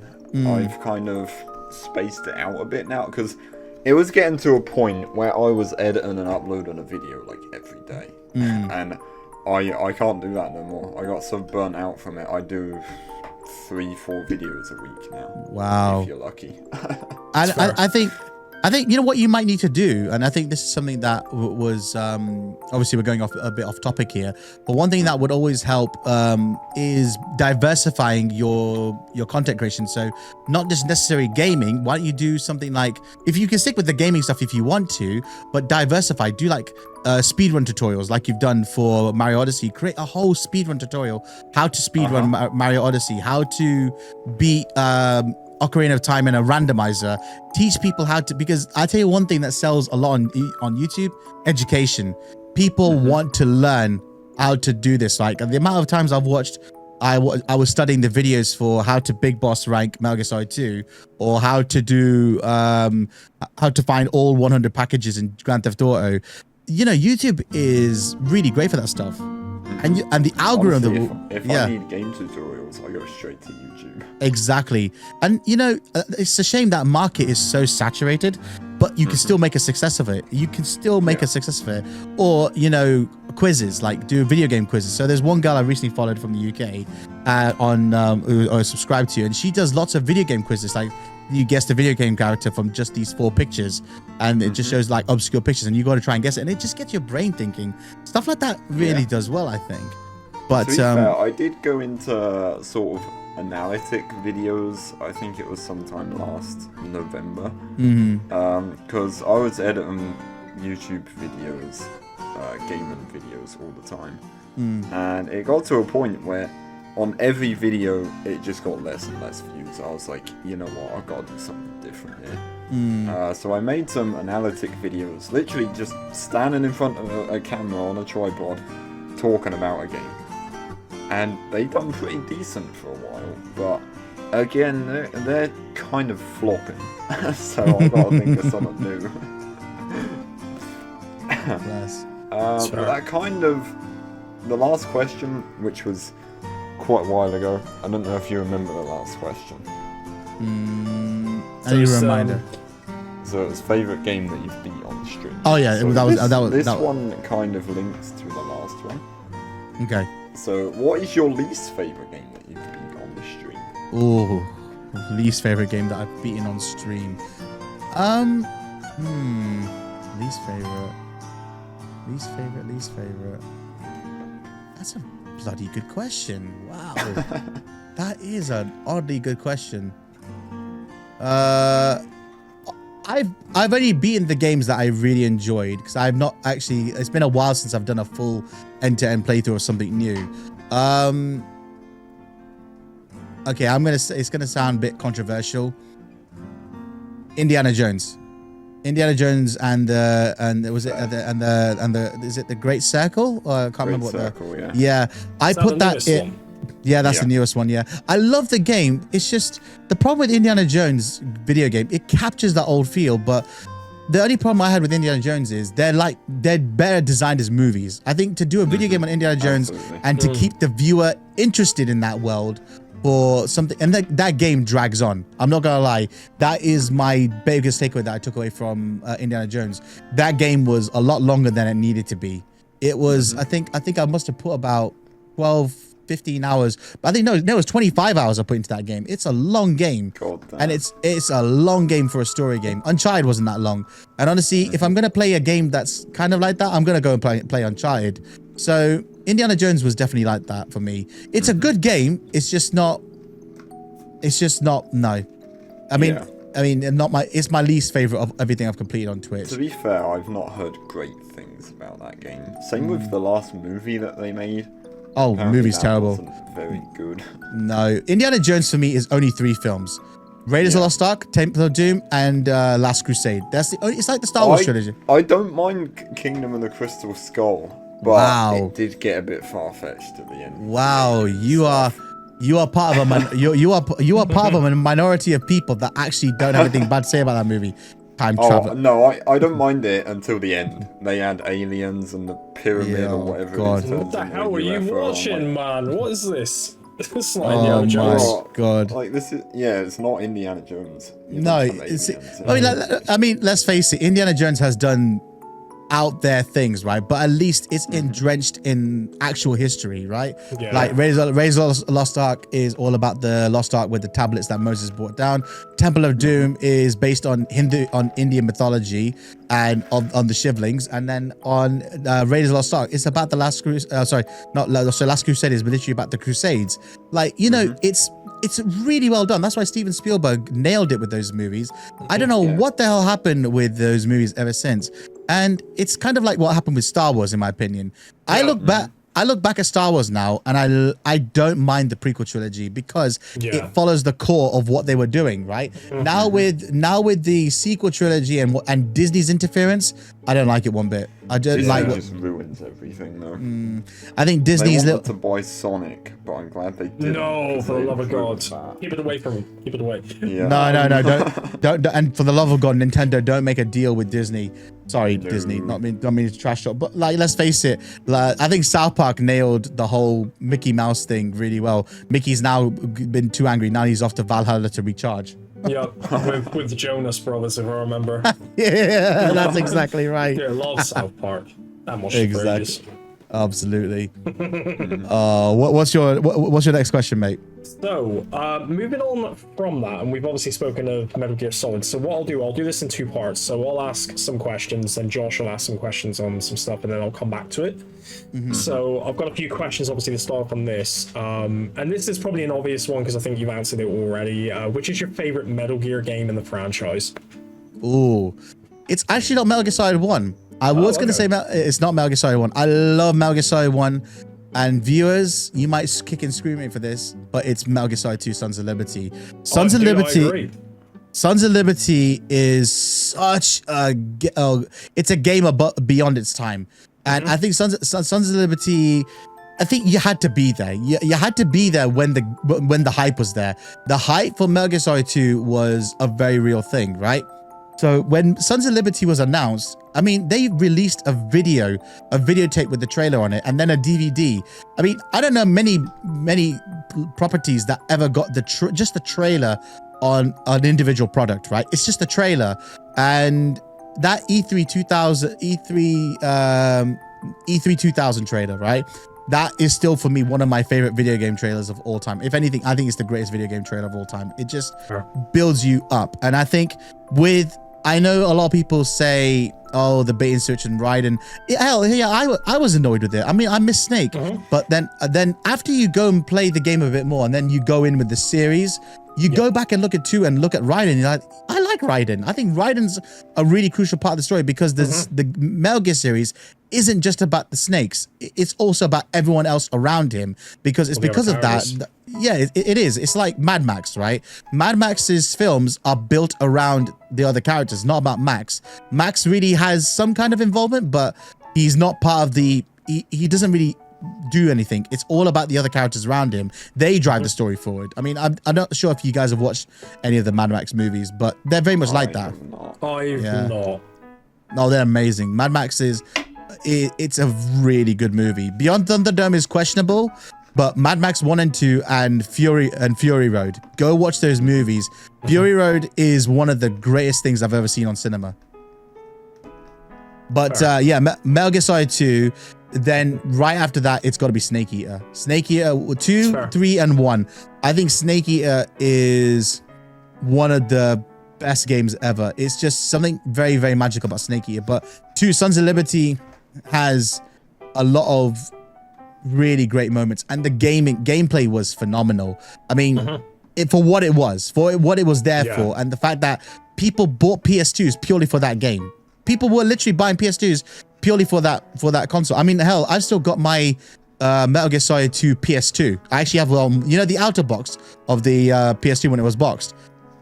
Used to get different covers and stuff. I've got one with Metal Gear Solid 2 on it. Oh, nice. Yeah, I keep that in my cupboard. I'm gonna get the protector box for it just to keep that thing safe. I don't want to get that thing damaged at all. Yeah, I'll be honest, dude. With regards to Metal Gear, like I say, Metal Gear 1 for me is the best game of all time. Metal Gear 2 is my favorite Metal Gear game. Sons of Liberty, yeah. Yeah, it's a game that I appreciated for its time, the plot twist and stuff like that, towards the end, because Metal Gear games are very good for that. Metal Gear Solid 3 Snake Eater, I would say was my least favorite of the 4 of them. Really? But it is one that I appreciated more as I've gotten older. Oh, wow. So, yeah. Okay, I think then I want to flip this over to Josh in that case, because I know you and I, we love Metal Gear. Yeah, Josh, love Metal Gear. Josh, have you played any of the Metal Gear games at all? Nope. Not a series that I've ever... Mate. I wouldn't say I've not been interested in it, but it's never limit. really piqued my interest. Josh, I will say this... At some point, I'll get around to playing it. Josh, I will say this much, mate. Give them a go. Go and play them in release order. You can ignore Metal Gear 1 and 2.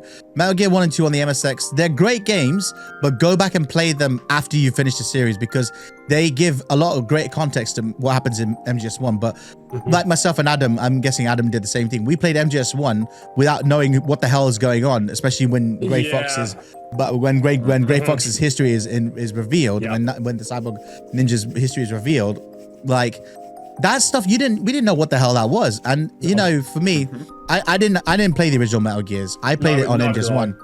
Yeah. To this day. Oh, I played them, mate. Mate, you should. They're on the Master Collection. Definitely worth playing. Mate, Metal Gear 2 Solid Snake is a really good game, especially for its music. The music, I've got the soundtrack on my phone, and I listen to the theme of Solid Snake now and again. But Josh, you won't go wrong with them. And the only games you won't have access to, unless you own them and own the console that has them, is Peace Walker and 4. And 4 is insanely 4 is console locked at the moment, because it never released on any other console beside PS3. Right. Yeah, so a lot of people are wanting 4 to be released as part of Master Collection Volume 2.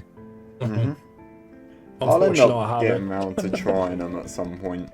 Like, it's a franchise I can see myself playing. Yeah. I don't know yet. It obviously won't be this year. No, that's fair, dude. But maybe if I feel like it next year, then I'll try it. Yeah. Who knows? I think, a lot of people got introduced to the series in the last 10 years with 5, because 5's the problem with 5 is that the story fell apart. And I'm gonna let you read about what happened offline, but the story fell apart due to all the controversy that was happening in Konami at the time. But that was the biggest fallout from 5. But the gameplay is still one of the greatest pieces of action gameplay you'll ever play. The way they refined that game for what it is, and it still plays great amongst some of the heavy hitters today. And the game was released with literally 0 bugs. Now imagine, we're part of the age of people where games are being released with day 1 patches. Yeah. Like Sonic 06. Oh, Don't God. get me started on that. There's a Batman one of that, which I would play if I could find it and play it. I couldn't find it, to be honest. No, that's fair. I looked at that link that I sent you that time. I think that was just a demo. Yeah, man. I don't know if the full thing's been released. Who knows? Give it time, dude. Give it time. Yeah. But yeah, following on from that, I got to ask, which is your favorite character from the Metal Gear franchise? Oh, my favorite character from the Metal Gear franchise has to be Naked Snake, the original Big Boss. I love Big Boss for what he is, because he's a very tragic character. He's okay, you look at every other character in the series, right? You've got Solid Snake, who realistically he's a great character. He's well written, but then at the same time, he lacks a lot of the charisma of the original Big Boss, right? You know, so Big Boss's charisma, the way he is with paramedic, the way he is with MSF, and the way he carries himself. And the thing is, this guy literally started as a hero and then literally becomes a villain. For me, it's the equivalent of Anakin Skywalker turning into Darth Vader.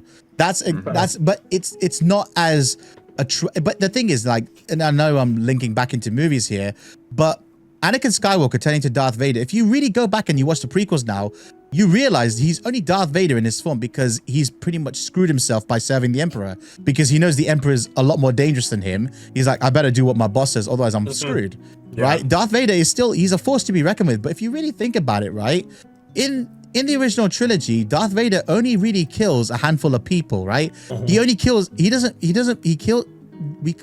Does he kill Obi-Wan, or he kills Obi-Wan, but Obi-Wan turns into a Force ghost, right? Then in Empire Strikes Back, he only kills his own guys. He only kills the people that work for him, right? But he doesn't kill any main leading characters. He just kills like his foot soldiers. And I think I compare Big Boss to that. Like, Big Boss really has a fall from grace, but there's a reason why. So I would say Big Boss, and then after that, I would have to say the next character after that would have to be who would it have to be? I'd probably give it to Archon. Archon goes through Archon goes through one of the biggest character developments across the entire series, and that guy literally saves the day. While you're doing all the shooting, he's doing the other stuff. He's the unsung hero. And he is. And you know what? He's with you when you're going through that microwave scene in 4. And that, you know, that there's nothing like having your buddy with you while you're trying to save the world. Yep, absolutely 100%. Yeah. So I think, definitely has to be Archon. But Naked Snake and Archon, definitely, without a shadow of a doubt. I think for me, one character that I really liked, because obviously there's a lot of amazing characters anyway in Metal Gear. One character I really liked, and this was in Metal Gear Solid 1, Psycho Mantis. Oh, I love Psycho Mantis. I love everything about him.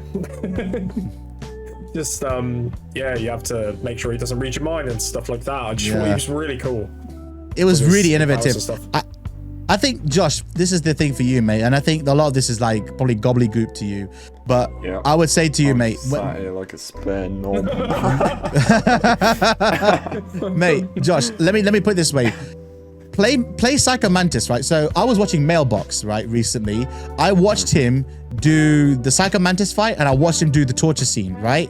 And that game, the first Metal Gear game, with Psycho Mantis and the torture sequence, you really have to think outside the box. That's a literal term, right? I'm saying that literally, and Adam will attest to this. Metal Gear Solid 1, think outside the box. Just remember those words, and you will think, oh crap, is it this? Like, the other time I've ever felt an experience like that. So, did any of you ever play Uncharted on the PS Vita? No. Oh, that game is amazing. Uncharted on the PS Vita is an amazing experience. Even though it isn't made by the core Uncharted team, what's his name? Nolan North provided all the voicing for Nathan Drake. And you know what the best part is? There's this little moment in the game. I don't know if you're ever going to play it, so I might as well just spoil it for you. But there's this moment in the game where you've got a map, right? And you're like thinking, why can't I see anything? And then you realize that the Vita's got motion controls. And you're like, okay, I'm moving the Vita around, and nothing seems to be working. Then it hits you. Then something hits you afterwards. Like, wait, the Vita's also got a camera on the back. There is no way they're doing this, right? So you hold the map up, and then you shine it to a light. So you hold it up and you put it to a light source, right? So like if there's a lamp in front of you, hold your Vita in front of the lamp, and it will show the light. It will show the map. That's really cool. That is an insane. That's crazy. That is awesome. That's an insanely cool game mechanic, right? And I love it when a developer makes the player think outside the box. Like, what do I have to do to get past this puzzle? That's what I loved about the Elden Ring. I loved about Elden Ring, and I love about the boss fights. Is it's trying to make you think. Like a great game is one that makes you think and makes you work for it. And I feel like, Yeah. and I think just leading back to another point I got, this is the only thing that downfalled on Bonanza, right, for me. And Josh, you're gonna hate me for this, but the only thing I didn't like about Bonanza, the only thing I didn't like about Bonanza is the difficulty on the bosses. Except for the final boss, the difficulty on the bosses were. Oh no, dude, I agree. Yeah. They They were were way too easy. They're too easy, and I'm just thinking Like you the first boss I came across, I just turned into Kong Bonanza and I just smashed him to pieces. And that's all you have to do.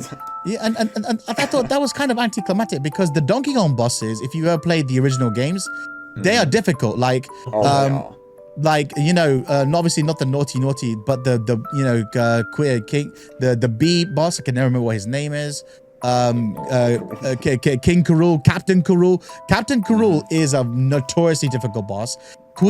King Zing from Donkey Kong Country 2 is still a difficult boss because of how you got to figure out his mechanic. Because you play as Squawks in the level and you got to hit his stinger. Now to aim that shot right and he gets faster, that's tough, right? And I think I love a boss that makes you work for it, and this is what I didn't like about DK Bonanza until the very end. It was a proper letdown, but the final boss, that I struggled on that so much. Oh, I proper struggled on that. I love the final boss, and I know it's phases, but the final boss was like that win felt earned. I was like, you know what? This is why this game is potentially game of the year for me because of that final boss, right? I was so like. Good. I was very passive. That's why when you asked me yesterday, I'm surprised it took you so long to finish it. It's because it was the bosses that felt underwhelming. Otherwise, when I played Zelda, when I played Legend of Zelda, the first boss I took on was the boss that looks like an elephant. No, not the elephant. No, not the elephant one. The other one. What's the one that regains your life? It's in the waterfall section. You know when it just constantly rains. That's the elephant one, yeah. I'm not sure. That's the elephant one. I don't know its name. It's the first divine beast in the game. So you know when you go to the section of the game, I can remember what it's called, but it's where you meet all the sea life people, right? Oh, you meet the Zora domain. Yeah, the Zora domain. That divine beast. That divine beast was an absolute take to finish because of the lightning strikes. That was it. In Breath of the Wild. Yeah, in Breath of the Wild. Thunderbolt Ganon. Thunderbolt. Yeah. That. Oh my god, that was a joke. And I think that was probably the hardest one for me as well. I don't know if you will feel about this, but I found the divine beast in Breath of the Wild much more challenging than Ganon. I can't remember. It's been a long time since I played it. Because I've only done it once. I don't know. I don't know if I'd agree or disagree with that. Because Ganon is tough until you learn his moveset. Yeah. But I think the mini bosses, their moveset is all over the place. You know? Yeah. It's not fixed. They go random. But I think I learned on my second playthrough when I played Breath of the Wild that the best thing that you could do is get the Master Sword really ranked up, and then you're just OP throughout the whole game because it takes a lot to shatter that sword. And obviously I did that. I did all the shrines before I went to do any of the divine beasts because I was like so OP at that point. I was so OP, and I was like, I'm gonna just slap Ganon with my sword and that's it. I mean, it makes me. After I beat the Wii U version, I learned from them. So then when I got Switch version, I was like, right, find all the map, find all the shrines, and then kill the enemies. Wow. Crush your enemies, see them driven before you, and hear the lamentation of the women. Yeah. Just out of curiosity, guys, how many more questions have we got? We've got a lot of questions. 1, 2, 3, 4, 5, 6. Oh wow. I think we're about 16. We're like halfway through the questions. But yeah, okay. we can breeze on a little bit more anyway. So we can speed them up a little bit. Last question on this part of the Metal Gear franchise stuff. So, which part of the Metal Gear franchise blew your mind if you could pick one specific part? Oh, if I had to pick one moment in this franchise that blew my mind, and it still blows my mind to this day of how I didn't see this coming. A lot of people out there are gonna scream Psycho Mantis. A lot of people are going to say Raiden's reveal. Raiden's reveal felt like a slap in the stomach, right? Because the game had no hints that he existed. None of the trailers existed, hinted that Raiden existed, right? All the marketing material and all the trailers were all Snake. So that's potentially going to be it. But the biggest slap in the face I got, and still shocks me to this day, is Venom Snake's reveal in 5. Like, when you realize that Venom Snake isn't Big Boss. He isn't the boss. He's a goddamn medic from Ground Zeroes. And I'm like, oh, what? And I'm like, what? Are you freaking kidding me? I just bust through 100 hours on Metal Gear Solid 5. I've gotten, and the thing is, so spoiler alert, sorry, I've just spoiled that entire thing. Backwards. No, you're good. I wasn't really listening. I had something in my eye. Oh, okay, that's fine. In the end of Metal Gear Solid 5, you find out that you are not actually playing Big Boss. You play as another guy who's the medic who pulls the bomb out of Paz.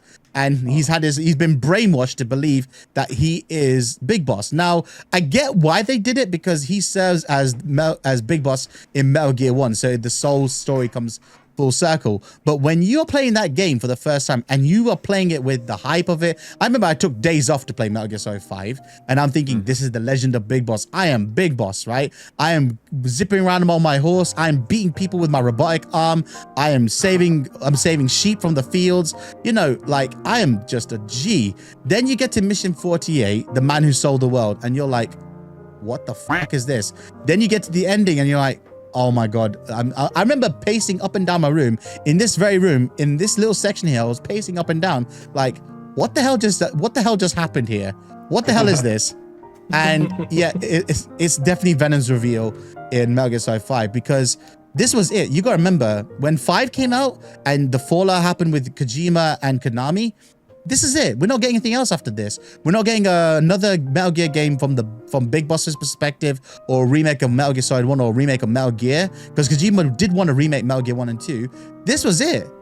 So it's like, imagine watching Lord of the Rings and finding out Sam was the evil one the whole time. It's kind of like, it's like, what's that about? Like, it doesn't make any sense. So yeah, that was for me my what the fuck moment. So what about you, Adam? So for me, pretty much in Metal Gear 1, to make it easier without spoilers, I'll just say the end game. That entire the end game in Metal Gear Solid 1. Oh really? What the or back in the CD case.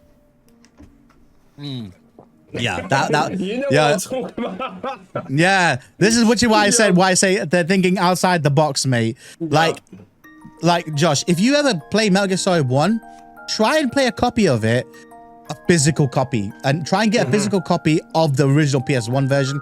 That thing will save you time.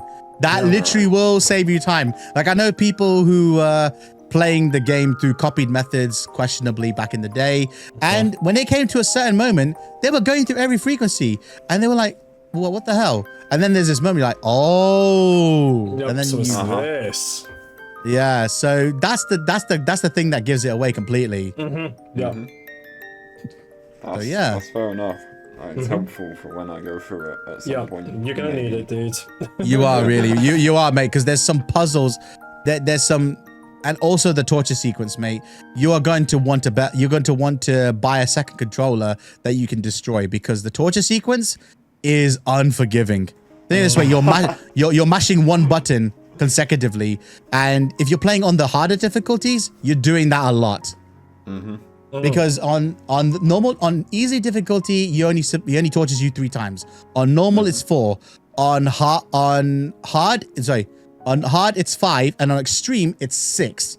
And when you go, and it's randomly pressing a circle button. Now, if you're playing on the original PS1 controller, that thing doesn't have any give. It freaking hurts your fingers. Too sorry.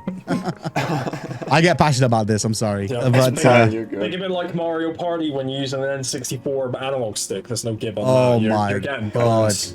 You are getting burns. Can we all agree one of the greatest video game controllers of all time is the GameCube? Yep. Yeah. Yep. It's the best one in my honest opinion. It's so comfortable. It's one of the best. Other than the Switch 2 Pro controller. It's so comfortable. I love that. So comfortable. But GameCube is a very good controller.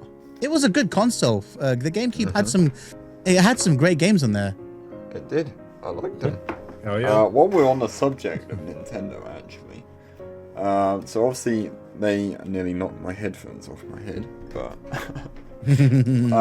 they recently released Mario Kart World. That was the launch game for the Switch 2, and I've seen you play that quite a bit on stream. Obviously, we've done a few games together. Yeah. So, what is your favorite Mario Kart game in the series? Ooh. So for nostalgia reasons, Super Mario Kart. For mechanic reasons, it's got to be Mario Kart 8, Mario Kart 8 on the Switch. I love Mario Kart 8 from the Switch. I love Mario Kart World, but Mario Kart World, I feel like there's just some things that I think Mario Kart that I didn't have on Mario Kart 8. Like there's a sound popping through. What's that? That would be Adam's fan. Ah. Sorry, guys. I can hear your fan. That was it, yeah. No, that's cool. Turn the fan on. It's because it's roasting. Welcome to the UK, guys. No, I know. It is really hot here. I'm not turning my fan on just yet as well It's very either. hot. Yeah. My window is actually open and I'm still sweating my Jesus How Christ. hot it is, man. It is. It's but I mean, yeah, I'd have to say Mario Kart 8. But oddly enough, one Mario Kart game that deserves a lot more love is Mario Kart DS. That game was so 100%. good. That's one of my favorites. Mario Kart And DS mine. is, yeah, That's still- the best DS game out there. still burned into my mind. Take it these, Yeah. take it these. That's still burned into my brain. Take it these, take it these. Oh my Lord. How about you guys? Favorite Mario Kart game? Oh man, so Mine's probably World, followed by DS. Really? Yeah, because DS is such nostalgia. Obviously, I used to play it with my siblings back in the day. We had a lot of fun on that. A lot of tears at times as well. They were all from me. Oh, that's fair, mate. That's absolutely fair. How about you, Adam? So for me, Mario Kart 64, because it's the one I started on. Back in the day, yeah, I know you do. From like the late 90s. Then it would be Mario Kart 8 Deluxe. Then it would be the DS version. Then it would be World, and then would be Double Dash. Wow. Double Dash is great. Double Dash brings back memory. Double Dash brings back memories of university. It brings back memories of playing a game where your biggest flex is trying to switch your characters around and stuff. And I tell you what, when you're half drunk, Mario Kart is so funny. Yeah, It really is. Oh, I can imagine as well. It really is. But out of all the tracks on Mario Kart World, I think there's around 30 with a couple of bonus ones for battle. What would you say is your favorite track on Mario Kart World? Favorite track on Mario Kart World? Ooh, I don't know the track names. Funny enough, I don't know the track names from heart. It's the ones it's the ones based in Japan. Like I love those levels that are based in Japan. I absolutely love those. I think the element on it and the leaves falling. But then actually the other one I do really love because it just brings back wonderful memories. Rainbow Road. I love Rainbow Road. Rainbow Road on that, it just makes me appreciate what the hell we had to go through with Rainbow World on the Super Nintendo, because Rainbow World, for anyone who doesn't know, is abysmally difficult on the higher CCs on the SNES. So Rainbow World, it just feels like a love letter to every Mario Kart player. Yeah, It is a good one. I feel like Done in my parts as favourites well. are probably Crown City and Whistle Stop Summit. Those are my absolute favourites. Oh, Brilliant. and Salty Speedway. I like It's fair. God damn, dude. Yeah, Whistle Stop is definitely up there for me. Crown City as well. I'm just trying to think what else. There might be another one on the list. I can't remember though. But yeah, those two really sort of spring to mind.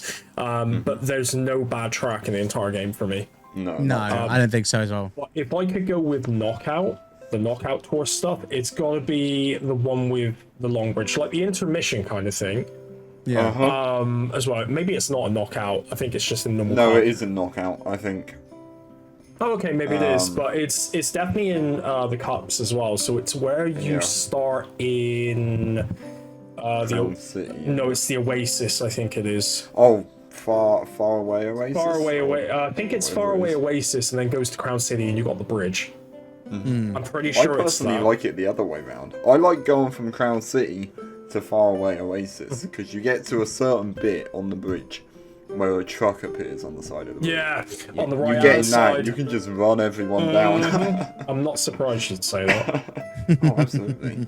Oh, that's what I do in games. I just run people over. Fair. Brilliant. Obviously, one of the main things people are talking about with World is the excessive characters added. So they've got around More characters 50 characters. Is it more than A? I thought A had more characters. I feel like is A has actually- more. There is actually They've more, I got think. around 50 Yeah. characters in Mario Kart World. How many? So a around lot. 50, I think. And how many in 8? I have no idea. Because I think the other thing you got to remember is in Mario Kart World, a lot of those characters are just duplicates. They're just different. Yeah, they're just Mario. It's just like Mario with 5 different skins. Costumes. That's all it is. So I don't know. I think that's where they fell short because getting the costumes is already one thing, but sometimes I'm only seeing the back of his head, right? It's not like I'm playing as Mario and I can do lots of funny stuff with it, right? Like I want more. I would prefer more characters personally, like separate characters. Like how Link didn't make the cut. I'm still a bit confused about that. Link didn't make the cut. Kirby didn't make the cut. Girl. No, who else didn't make the cut? I like Inkling Girl. Yeah. Baby Bowser did, didn't it? Baby Bowser made the cut, right? So Diddy Kong didn't make the cut. Dixie Kong didn't. I think they'll be added as DLC. Yeah, I think this is part of where Nintendo's greed is starting to kick in now. Like they're just sprinkling it on. But I think the smartest thing Nintendo did is giving the DLC for Mario Kart 8 as part of the Nintendo subscription. I didn't even know that thing was there until my nephew told me. He's like, "Oh wow, so I've got the DLC. That's awesome." So I just had a quick look. Sorry, I'll just quickly mention this. So Mario Kart 8 has 42 characters. Mario Kart World has 50. Wow. Right. So out of all those characters, who's your main that you play as, and what vehicle do you drive? Oh, it's got to be Yoshi. I love Yoshi because I think for me Yoshi is a nostalgia because Yoshi has always been like the fastest driver, and I think I connect more with Yoshi from my childhood. So Yoshi is there as my driver, and then I use the what is it? The bullet cart. I use that. So I use that one, mainly. I don't like Yoshi purely because someone that I hate uses him all the time. I have bad memories with Yoshi. Dude, that's rough. To be fair, they did thank me for the memories, though. Yeah, thanks to the memories. Oh my lord. Yeah, my favorite for me has to be Swoop, so the bat with the junkyard hog. Pretty decent setup. Which I quite like. Boomba and the baby blooper, because that's just what works for me. It's fair. To start with, it was Peach in the rally racer, the little blue one. Then I went to Peach in the little dumpy. I like that. But then when I was actually getting 3 stars on all the cups, I went with Goomba, and it's just worked for me ever since. Dang. That's But fair. yeah, Adam, we're going back to the Metal Gear. Yes, we certainly are. So I'm just going to ask a couple of questions on this stage, just briefly. The first one is: would you speed run a game in the Metal Gear franchise?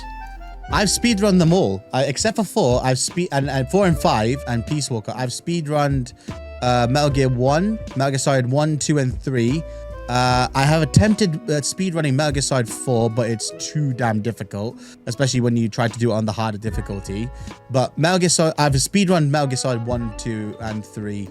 I've done it several times, but I need to make them official, so I need the overlay and stuff. So of the 3, Snakey is my favorite to speedrun because you can literally equip the Patriot and mow everyone down. Or the easy, and if you're going for a kill run, Patriot. If you're going for a no kill run, the easy gun on very easy difficulty. But if you're going for big boss rank, you need to do it properly. So I've speedrunned. Funny enough, actually, where you're asking this. So I actually had a crack at Big Boss rank last night before I went to sleep. I was like, after I finished streaming, you know what? I'm gonna just get into bed and stuff, and I'm just gonna chill. Put Metal Gear Solid 2 on. I was like, okay, why not try Big Boss rank and see how far I go? Let's see if I get further than where I get to normally in one take. So I got as far as the Arsenal gear fight without dying on extreme. I got as far as that with no kills, with 0 kills, no alerts, no rations used. And I got there. I got to that point in just under an hour and 25 minutes. I was like, whoa, that's is fast. Yeah, because the problem is where the game starts to do this weird thing, where the longest part of the game where speedrunners typically fall down is the oil fence, because that's a fixed script. You can't speedrun that. You have to basically let Emma cross the oil fence. Oh god, yeah. Yeah, and on extreme, that one's tough to do with 0 kills, especially if you haven't collected the PSG-1T at the time of doing it. But I've done all 3 games. I've done the original 3, 1, 2, and 3 on speedruns. Nice, dude. I'm right now. Nice, I mean, a little bit of promo here, but I am attempting a deathless run on my channel of all 3 games in one sitting on extreme. So those deathless runs will involve kills, alerts, and rations, because to do Big Boss rank in one sitting on all 3 games, that's just narcissistic. That's freaking cruel. And there's only one person I know who would do that and who's great at it, and that's Jaguar King. I don't know if you've heard of Jaguar King before. No, I have not. No.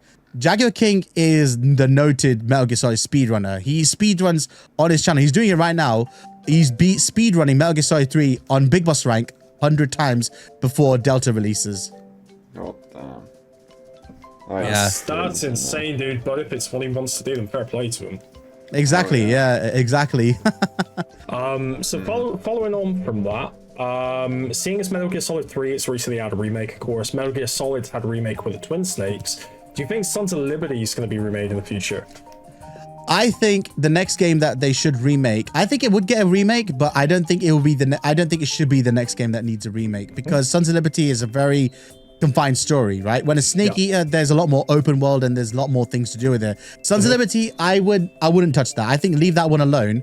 The next game I would remake, if I had to give it an honest remake, would be Peace Walker. Give Peace Walker a modern. Say that.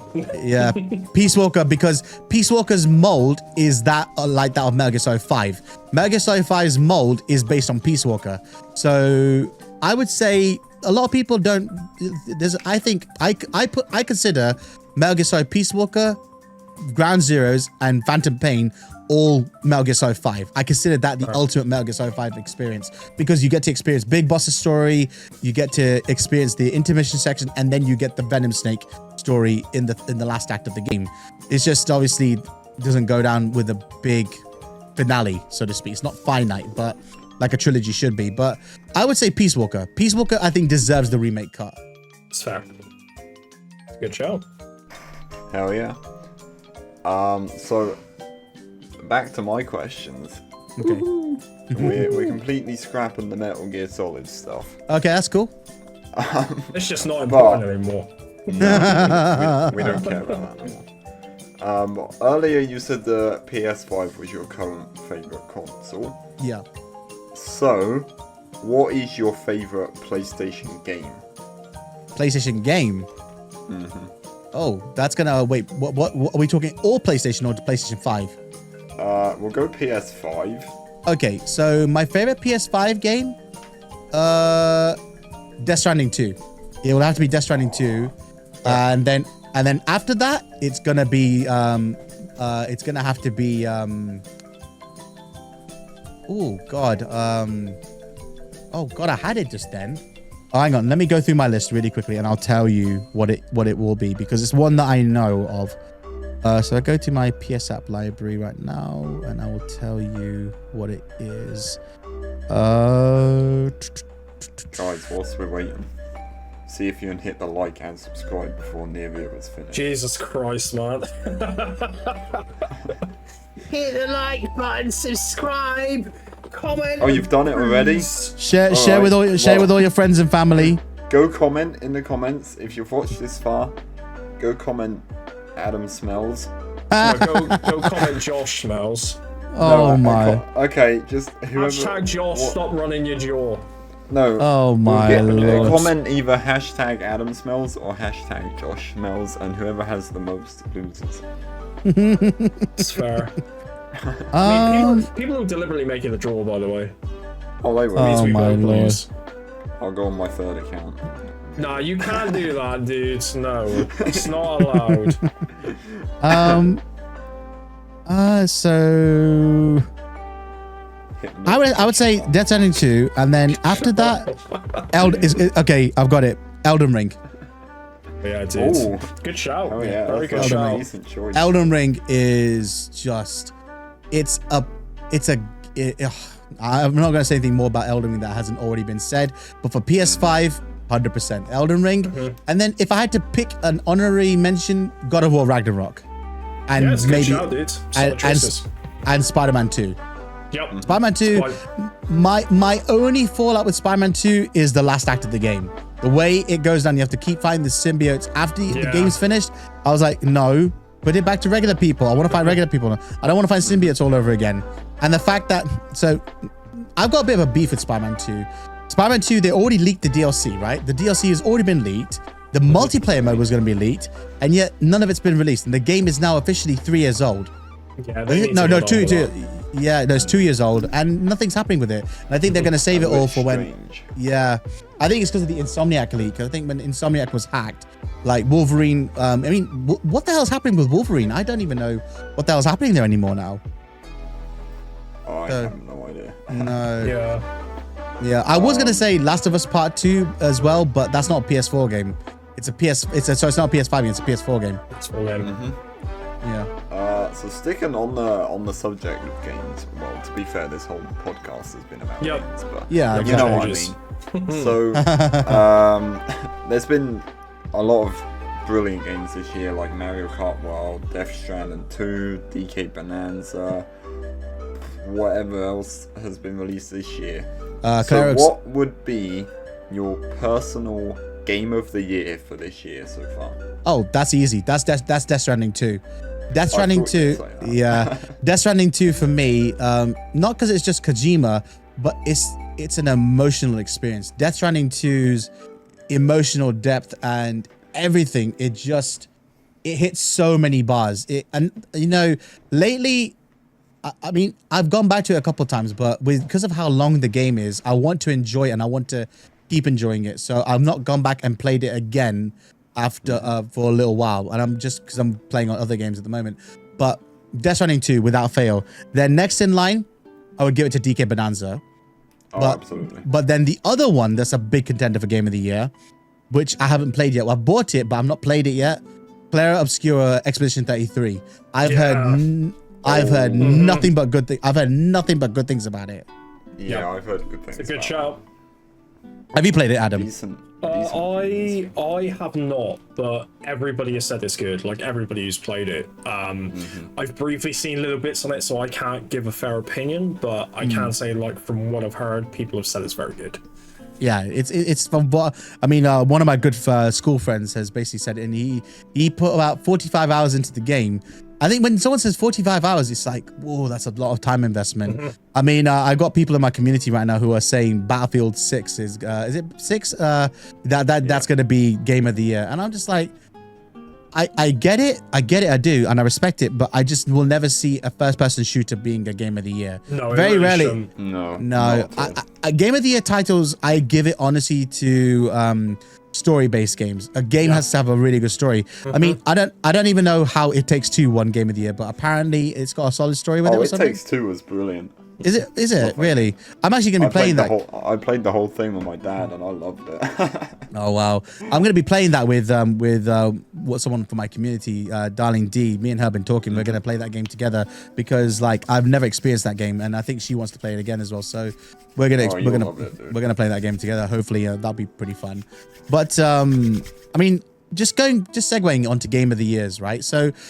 Talking about Game of the Years, right? Do you agree with these choices for Game of the Year and the nominations that go with it? So I'm looking at the Game Award tier list, right? And I'm just looking at the Game of the Year awards, right? So let's look at it this way. So I'll go through it year by year, and we'll talk about it. We'll talk about the nominations. Okay. Yep. 2014, Dragon Age Inquisition, Bayonetta 2, Dark Souls 2, Hearthstone, and Middle Earth: Shadow of Mordor. Dragon Never Age. played any of them. Oh, see, I've played 2 of these games. I played Bayonetta 2, and I've played Dark Souls 2. Oh, okay. And So- I may have briefly played the Lord of the Rings game, but I can't remember. So the winner of that game of the year went to Dragon Age. Dragon Age won the game of the year that year in 2014. So I don't know how I feel about that, but I've never played it myself, so I can't comment on it. Fair. Next on the list, 2015, Witcher 3, Bloodborne, Fallout Yes. 4, Metal Gear Solid 5, The Phantom Pain, and Super Mario Maker. What was the third one? Sorry, because Josh was like, yes. Fallout 4. Well, I thought, okay, so... Bloodborne deserved that. I love Bloodborne Bloodborne. got I it, played right? through it for the first No, time this you know year. what? No, you know what? You know what game got it? The Witcher. Witcher. Wait. Are you sure? Josh, Yeah, Josh look, has been lied to. I'm looking No, at. there was a Game of the Year edition for Bloodborne. They will release Game of the Year editions, but it wasn't a Game of the Year. They released nominated, so they're like no. Okay. Yeah, so The amount of times they've done it with Skyrim, like Game of the Year editions, all that kind of stuff, dude. Yeah, it doesn't mean it's like the actual Game of the Year, but I think Bloodborne is solid. I understand the hype behind Witcher 3. So many people rated that really highly. I played it for a bit, but because I played Assassin's Creed Odyssey, and it was a very similar kind of thing, but obviously with like a different world and stuff, you know, it's going around exploring and all that. It probably wouldn't have appealed to me too much. It kind of feels like once you play one, you've played them all, essentially. yeah, So yeah, I think- maybe Bloodborne. yeah. For me, you know, for me, Metal Gear Solid 5 would have taken that, should have taken that. But personally, I get why Witcher did so well because it's still being played to this day, and it looks like a great game. I just don't. It's just the RPG elements in it I couldn't get on with. Next on the list was 2016. I'll try and skim through these as fast as I can. That's fine. So Overwatch, Bloodborne should've Doom, won. Yep. Overwatch, Doom, Yep. Inside, Titanfall 2, Uncharted 4, Thieves End. Doom was good. Oh, dude, 2 of those games. What was the last one? Sorry, again. Say the very last game. Uncharted 4. Okay, so I played 3. I played 3 games. So Doom 2016 is excellent. One of the best FPSs I've ever played. Titanfall 2. Love Titanfall 2. That game really surprised me on single player. Very, very good. And one of the unsung heroes, I think, in the games that I've played. It's like in my top 20, I would say, of all the games I've played on my channel. Bearing in mind, I've tried over 300 games now. And the other one, Uncharted 4. Uncharted 4 was very good. I still think the second one in that series is the best one. But yeah, I probably would have said between all 3, I'd like it to have gone to Doom 2016, but I don't think it did. Well, you're gonna be in for a right old shock here. It was Overwatch that won it. Overwatch won Game of the Year. That still, I don't know who voted for that. I'm not trying to diss anyone who likes Overwatch, but of all the games that are in that list, how Overwatch won it, I'm a bit shocked myself. So, and then going on to 2017. Now, this is where things start to get interesting, right? We're getting some heavy hitter games, and honestly, I know Josh is gonna get pissed off when I say this, right? Oh, I will. I already know what you're going to say. Yeah. 2017, the nominations were Legend of Zelda Breath of the Wild, Horizon Zero Dawn, Persona 5, PlayerUnknown's Battlegrounds, and Super Mario Odyssey. What game do you think won Game of the Year? Don't give me Certainly wasn't PUBG. Odyssey. No. It I wasn't wouldn't- Breath of the Wild. I'd want it to be Odyssey. And it wasn't Odyssey. It was Breath of the Wild. Breath of the Wild won Game of the Year for 2017. Yeah. Oh, okay. Do you know what? Fair enough, because it's a Zelda game. Yeah. Yeah, that. I'll take that. But I Should've want been it to be Odyssey. Mario Odyssey. But fair Yeah. enough. To be fair, I can see why it got that over Odyssey, because people love Breath of the Wild. I think, I get that. Now, 2018 is one of my favorite Game of the Year awards because of the heavy hitters that were in that year. So I'm going to go through these in the best way I can. God of War, Assassin's Creed Odyssey, Celeste, Marvel Spider-Man, Monster Hunter World, Red Dead Redemption 2. Dude, that's a banger list, by the way. That is a banger list for banger yeah. list. I think, honestly, now, I've not played it. Red Dead 2, I've not played, but I think that should have probably got Game of the Year based on what everyone has been saying. Yeah. Spider-Man. No, I wanted Spider-Man to win because I loved it. But then I honestly, beat I Spider-Man a couple weeks back. Or actually, Spider-Man's great. now. it's a great That was really game. fun. Red Dead Redemption 2, I absolutely love that game. But the Game of the Year award went to God of War. And honestly, I'm happy with that as well. I think God of War deserved it. Still need to Honestly, play that. mate, God of War is amazing. Then 2019 was another interesting selection here. 2019, you had Sekiro Shadows Die Twice, Control, Death Stranding, Resident Evil 2, Super Smash Bros. Ultimate, and The Outer Worlds. And the what, sorry, is the last one? The Outer Worlds. Towards. So I want it to Smash be... Bros. Ultimate. I would want it to be Resident Evil 2 because I love the remake, but it's not going to be that. I know it's not going to be that. Well, It to be. so winner of the Game of the Year award for 2019 was Sekiro Shadows Die Twice. Fair. It's still one I've yet to try, but I've heard it's good. It's a fun game. It's punishing, but it's still good.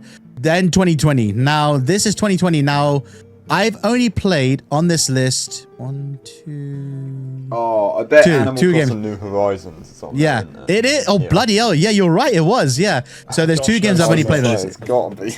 Okay, 2 games on this I've played. So the first game is Last of Us Part 2, Animal Crossing New Horizons, Yep. Doom Eternal, Yep. Final Fantasy VII Remake, Ghost of Tsushima, and Hades. I know which one it is. It's Last of Us 2.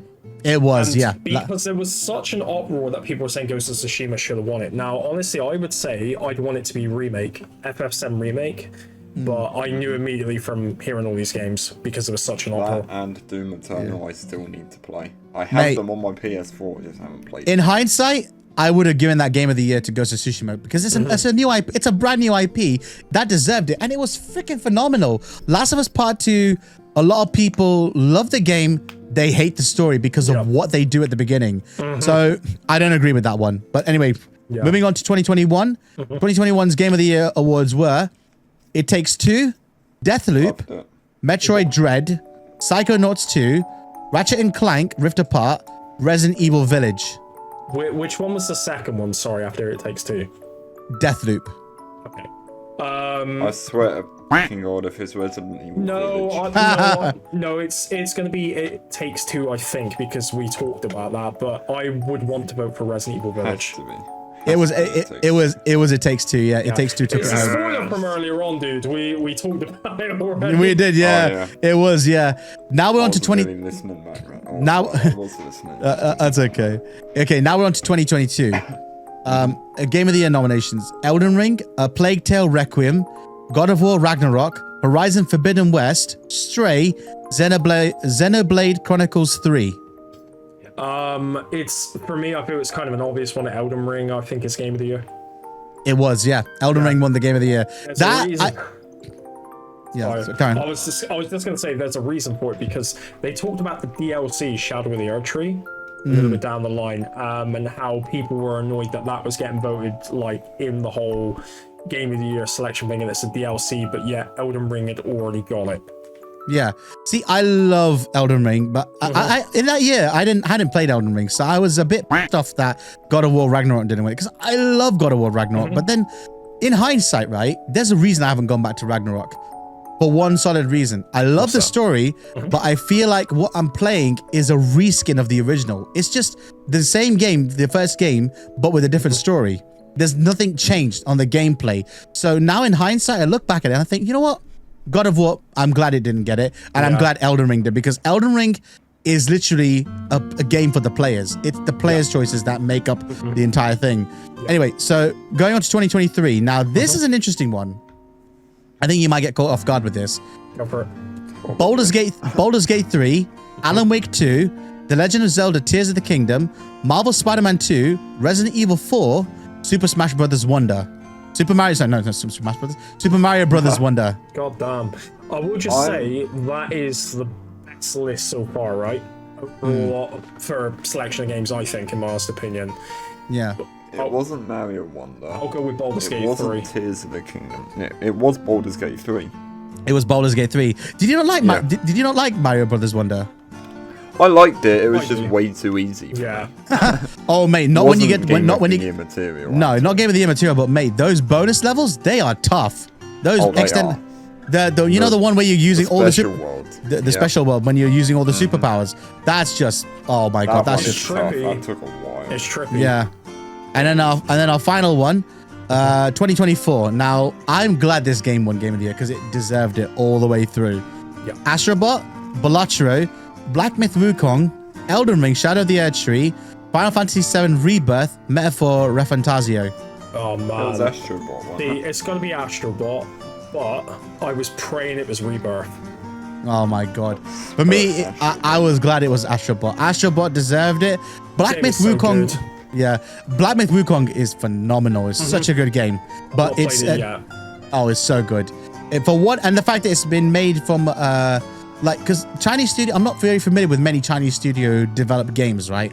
But this game is purely designed by a Chinese studio, and you know what? They nailed it. The game is so goddamn good, and it's one of those games that, you know, if you want to get into Souls games, this is what got me into Souls games. It's not even a Souls game. It's like Souls-like almost, but it's more. You don't collect any runes, but it's the complexity of the boss fights. So I think this is a really great warm-up for people who want to jump into Elden Ring. Fair. So yeah, That's cool. fair. So next questions.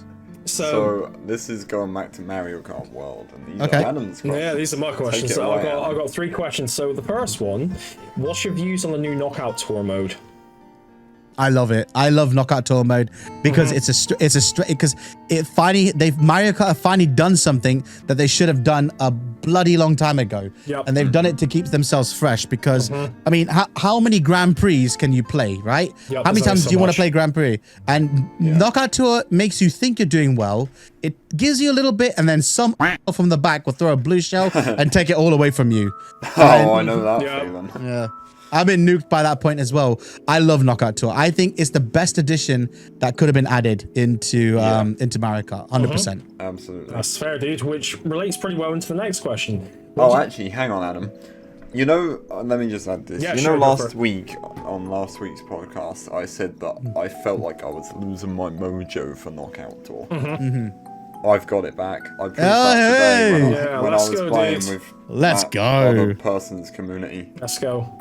That's awesome, bro. I was still... What we want, man. You see, sometimes it just is worth taking a break or getting some practice and Yep. stuff, which is what I'm doing before I go into these game modes and stuff. But yeah, basically, while we're on the subject of additions, so the next question, what do you feel could be added to Mario Kart World right now? More things to do in the open world and make the open world matter, because the open world doesn't really do anything. It just, I feel like the open world needs a lot more work, because other than and then, you know, trying to figure out how to get mirror mode and all this other stuff, I wasn't a fan of the open world. I think the open world was a lost cause, in my personal opinion. I think they could have done so much more with it, but they didn't. It was an absolute lost opportunity. Yeah, I was kind of disappointed with free roam. It is fun. But they need to make it easier to find the P-switches and the Peach medallions, because that shit is hard, man. I'll be Exactly. honest with free roaming. I personally enjoy it. If I can't be asked to go play a game online, I can just go free roam, which suits me to a T. That is fair. But yeah, also as well, with regards to additions, I think what they need to add on Versus, so online, is more modes, because all we've got is balloon mode and coins. Yeah. So we need I want shine cops and thieves, robbers, bro. cops and robbers, all that kind of stuff, man. Like, I would love to see it. I really would. Exactly, man. Give us more of that stuff, and it's perfect. Then, you know, maybe add some extra One stuff. thing that I want to see added to that game is one character that was in Mario Kart 8. Inkling Girl. I need her in God. the game. Play Oh my Splatoon, Lord. Josh. You know you want to when you get the I chance to. can't. God. Can't afford it. Oh man, it's so much fun. We'll do some multiplayer at some it is. point. But yeah, last question in Mario Kart related stuff, dude. I've got to ask, what's your opinion on the intermission racetracks to go from Intermission. point A to point B? I've got mixed opinions about that. I think the intermission tracks, they're like, they're okay. You know what they are, but nah. I think for me, the mode that sells everything in Mario Kart is the Knockout Tour. The whole Knockout Tour, it sells it, but the intermission racetracks, nah. Fair enough. Not too overly fond on that, in my opinion. I quite like them. I feel like it's something we needed in Mario Kart and just didn't realise. Yeah. I feel the only other thing I'll add to it with the intermission stuff is that I feel without the intermission stuff we wouldn't have knockout. That's true. Okay, I'll give that. Yeah, I'll be. That's fair. That's kind of like the main thing for me that sort of sticks out with that. Yeah. But yeah, I can understand as well. You know, if people don't like them because it's not driving around laps and stuff. You know, it's different. Yeah. At the same time. Yeah. That I mean, is, it's the that's fair ghost enough. it's the ghost of Knockout Tour, effectively. Yeah. Yeah. Pretty much. Yeah, absolutely. Okay. Yeah, back to you, Josh. Thanks. That is alright. Enjoy. I like how I was so blunt about it. Thanks. Thanks. So obviously you've been streaming for getting on 2.5 years. Yeah. What would be your one piece of advice to someone who is thinking about starting streaming? My one piece of advice to anyone who wants to start streaming. Okay, so I'm going to split this up into a couple of points here. So, point number 1, be yourself, right? Be and conversate with people. Yeah, be yourself and conversate with people, because people, I'll tell you the truth, from my experience, people aren't stopping in to stream to see the game half the time. They're stopping in to see you. They're stopping in to talk to you. They're getting to know you and be engaging with your audience, right? Yep. And I get it if people don't want to put their cameras on, right? Not everyone has to have a camera. Not everyone has to, necessarily show their face, right? But be present. Talk to people. And the only way you're going to become a success on this platform is if you're engaging and if you can talk to people. And, I get for some people it's difficult, but just take your time. No one is here to bite your head off. And if they are, they can go do one. Because honestly, the Twitch community, I'd say personally, I know there's a lot of advice on YouTube to say, oh, don't stream to Twitch first, go to YouTube. You'll go, you know what? I find YouTube streaming is one of the least engaging platforms I've seen, because unless you're a big streamer or a big content creator, to go live on YouTube is very difficult to grow an engagement level on, because you have I'll agree with that. People have to discover you randomly, right?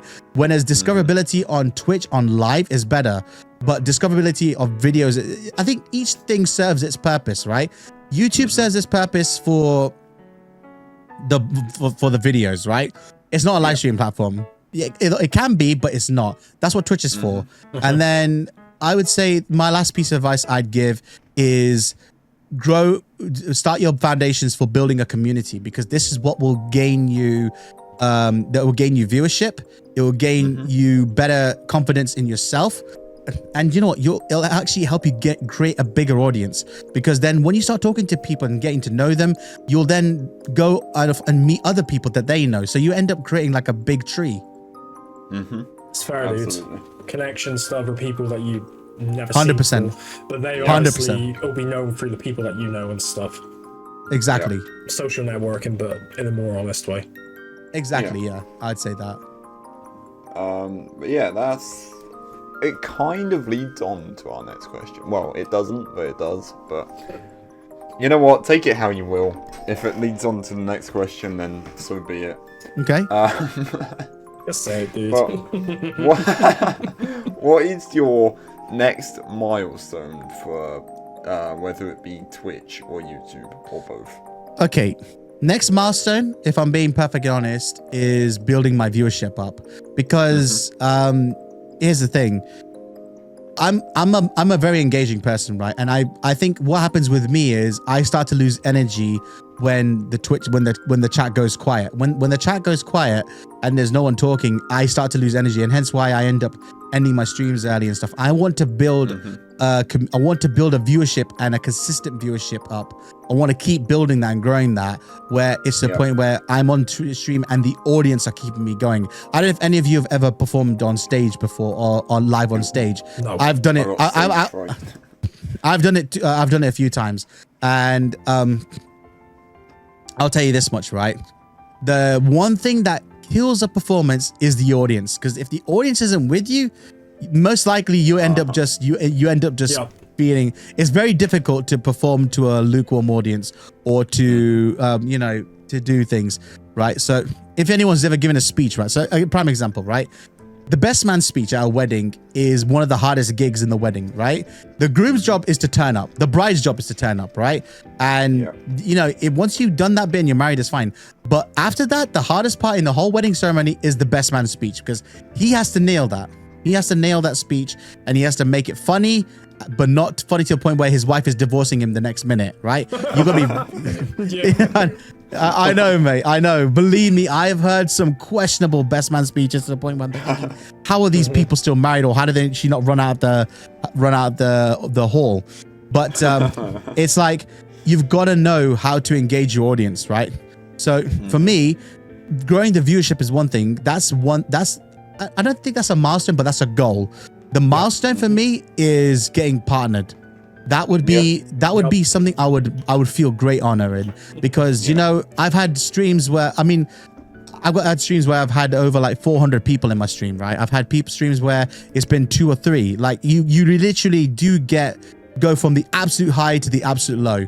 I've seen people with like Moist Critical. The least amount of people I've ever seen in a stream is about 700.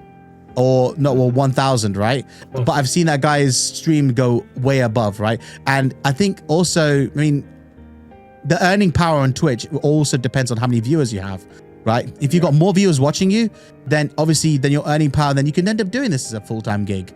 But I think it's very difficult to do that if you're not partnered. I think partnered, because there's very few partners, but thousands and thousands, maybe even a million Twitch streamers. So to stand out in the crowd is difficult.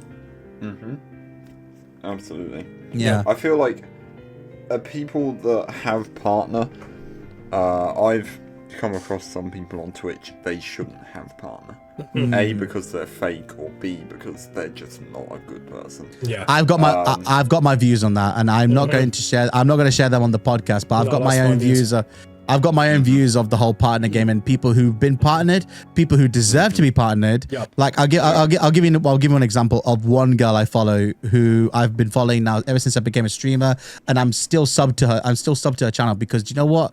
She got me to affiliate, and also she is so welcoming anytime I go into a stream. Chrissy Woods, right? Chrissy Woods is one girl I have followed for 2.5 years straight. And I love her vibe. The one thing that annoys me though is that girl still isn't partnered. She's got over 70 now viewers. I met her when she had maybe 35, 40 viewers in her channel. She's now grown her engagement now to 75 viewers, right? 70, 80 plus viewers, and she's still not partnered. Yeah, and I know there's no bots in her chat. I know that for a fact because her chat is engaged, right? And I look at, there's one chat. If you want to see a good example of a partner who's maintaining his love with the community, go look at Only Joey D. Only Joey D, I'll tell you what, if I rate you his following on Twitch, right? Only Joey has, how many followers on Twitch? He's got a total of 26.9 thousand viewers, right? Now, if you really think about that, right, that's a lot of followers. But when you look at his viewership, he has an average about 100 and 120 viewers per stream. Now, if you think about it, if you do the math, 26.9 thousand followers and only 100 people are tuning in, that's one thing. But when you go into a stream, it's one of the most engaging streams I've ever been in, because you know what? He's talking to chat, but his chat, you can't keep up with it. His chat just keeps going on, and it's always different people messaging. His chat is the most wild thing I've ever seen, and I love him for it because the guy's got a great personality, and his chat are equally just as fire as well. Like I've seen some people with partners who got partnered on Twitch, and their chat is dead. There's people watching, but they're not talking. And I'm just thinking to myself, like, how did you get partner if your chat's not talking? It's weird the way the world works. It really does. Yeah. I think sometimes it's just luck. Yeah. Whether you get partner or not. Honestly, part of it, a massive portion of it is definitely luck, regardless of who it is, Yeah. And time. And I think it's also because of the body of work you produced outside of it. So are you guys familiar with an esports player called Justin Wong? No. Justin Wong, is that a dude that's just called Justin on Rocket League? No, he's called. I'm not sure if he plays Rocket League, but he plays. He's a very well noted Street Fighter player. So Justin Wong basically. So Justin Wong is very well known for something that happened to him in the middle of a Street Fighter 3 fight. So he's known for the ultimate comeback on Street Fighter games. So if you know how Street Fighter 3 works, Street Fighter 3 introduced a mechanic called parry. So the parry mechanic is basically as soon as a hit's about to land, you press forward on the controller at the frame accurate moment that the attack's gonna land, and you'll parry it and you won't take any damage. Now he was against playing this other player called Daigo Umehara, who's now got the title of the Beast. Right? If you Google this video afterwards, I'll share it with you. This guy's comeback. And remember, he's doing this live. Have you heard of Evolution, by the way? Yes. Have you heard of Evo? It's something for like fighting games and stuff like that. Because Maximilian dude talked about it, I think, before. Yeah. So Evo 2004, right? Evolution 2004. Yeah. Evolution 2004. This is the moment here, right? So imagine this moment. I'll paint the scene here, right? So imagine this. Daigo Umehara and Justin Wong are in the losers bracket, right? I think this is the loser bracket they're in. And Daigo is going up against Justin with his Ken, and Justin's playing Chun-Li. Now Chun-Li is known for her aggressive moveset. She's very fast and very aggressive, and her damage is pretty gnarly, especially if she connects her moves. So I'm not going to say any of the moves names yet because I'm probably going to butcher the hell out of them. Now this is now we're into now the last we're in now the final match of the losers. I think this is the final match of the losers bracket, but it's the final round of this match, right? Now all Justin needs to do is throw out one super and Daigo's dead, because he's literally got one little frame of health left, right? And all Daigo's doing is he's just baiting him into attacking at this point. Now imagine you're playing a fighting game tournament with people around you. It's a pressure. It's a mental pressure with everyone watching you. Yep. And in that moment, Justin throws out his super attack, and Daigo parries all 17 hits of his super. Now that in real time is difficult. It's difficult. It's stupidly hard. Like even people have tried to attempt it off stream and off camera, try to parry it. It's not easy. Like I can't do it, and I've been playing Street Fighter since I was like 5 or 6. Like this move is very, very, very, very, very difficult, and this guy did it with under pressure, and he parried all 17 attacks, and he finished him. He beat Justin Wong in that match with his own super attack. He jump kicked, crouch medium, and then supered him. And you know what? It was a flashy finish. That's why it's called greatest comeback in video game history. Google that video. And reason why I bring this moment up is because I'm watching Justin Wong right now on Twitch. I've just flicked over to his Twitch channel, and that guy has got 210 people watching him. But if you look at his chat are quite quiet, and this guy's got 262,000 people who follow him on Twitch. Right? Yeah. I love Justin. I love Justin as a personality, but I look at his Twitch chat and I find it very, very quiet. Like, you think for somebody who's got that many viewers and 212 people watching, people would be chatting non-stop. Like crazy. Yeah. Absolutely. I mean, you look at Moist Critical's chat, his chat just goes bloody off the hook. And then you got people, and you got people at Mailbox whose chat are very engaging. Yeah. Yeah. No, that's fair. Guys, I'm just thinking about interest of time as well. So how many more questions do we have? We got three questions. So I'll start off with mine. So which games do you plan on streaming in the future? Okay, so next games I want to stream in the future. Okay, what do I want to stream? Claire Obscura Expedition 33 is one of them because I bought that. I want my full reaction to be played on that. Obviously Metal Gear Solid Delta, that's a day one. That's a no-brainer. But I'm going to exclude that one for the time being. Grand Theft Auto 6, when that launches, I have to be streaming that. I have to be making content about that because that's going to be the biggest hot commodity in video game history, period. Grand Theft Auto 6 is going to change the industry forever, right? I think it will. And then, but for the immediate future, I would say I would like to stream more old school content, like more of the old school Disney games, like old school Toy Story, Aladdin. I want to stream that. I want to put more focus back on my retro content as well. I really want to, and I'm inspired by, I think, yourselves as well, where you have like a day specifically dedicated to Nintendo games. I want to go back and the Mega Drive. Mega Drive at the moment on Mondays. Yeah. I think Mega Drive for me, like, because I was always a Nintendo person. It has to be Nintendo games. But, I mean, a couple of games I'm looking forward to. Obviously, Delta, Mortal Kombat Legacy Collection, Terminator 2D. I don't know if you guys have seen the trailer for that. Yes, that looks, I'm looking forward to that as well. I've ordered the collector's edition for that. I had to because I pre-ordered it as well. I had to, mate, because the collector's edition looks unbelievable. It looks so good. I mean, I think I've probably spent more money on collector's editions this year than I have probably in the last maybe 5-10 years. I mean, I picked up Death Stranding 2's collector's edition. I got Mortal Kombat Legacy Collection. I've got Metal Gear Solid's collector's edition coming in. And I'm also going to order the collector's edition from the US because that's very different. You've got the diorama in the US and over here we've got the statue. So I'm going to order that as well. But yeah, I would say Terminator 2D, 100%. And then, Ghost of Yote as well. We got Ghost of Yote at the end of the coming towards the end of the year as well. So lots to look forward to. No, that's fair, dude. Some good shouts. Yeah, man. Yeah. So obviously, I wrote this question before we planned doing the Phasmophobia collab next week. So, I had to rewrite it. But after doing the Phas collab, would you consider doing another collab with the Filthy Casuals? And if so, what would you have in mind to do? Hell yeah, I would do another collab. I would love to do another collab with you guys. I think that would be pretty a damn good idea. I'm in. You know what I would... You're part of the Filthy Casuals. You know what I would... That's all right. You know what I think would be a good one to play all together? What's that? Online GoldenEye.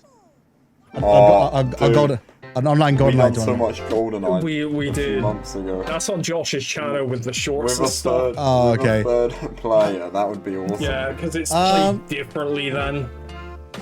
There's no like camping around trying to get the best weapons and body armor. That's what we used to do.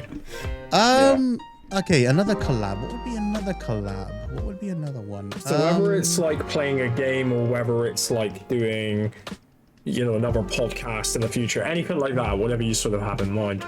I think podcast will be good. I'd love to do another podcast with you. Yeah. I think if you want to do a collab, right? I'll tell you something. You want to do a collab, and I think this will be good for you, Josh. Elden Ring, from start to finish, we blast through our way through that game all together. If that gets added to PlayStation Plus, dude, get me in. I'm lapping that up, bro. How many people can play Elden Ring, by the way, in an online game? Because if it's if it's more than 2 players, that works out pretty well. I think we can have up to 4 people. Man. I think we can have up to 4 people, yeah. Because I tell you what, I got stupidly overpowered because of Mr. Baroque Goblin for my channel.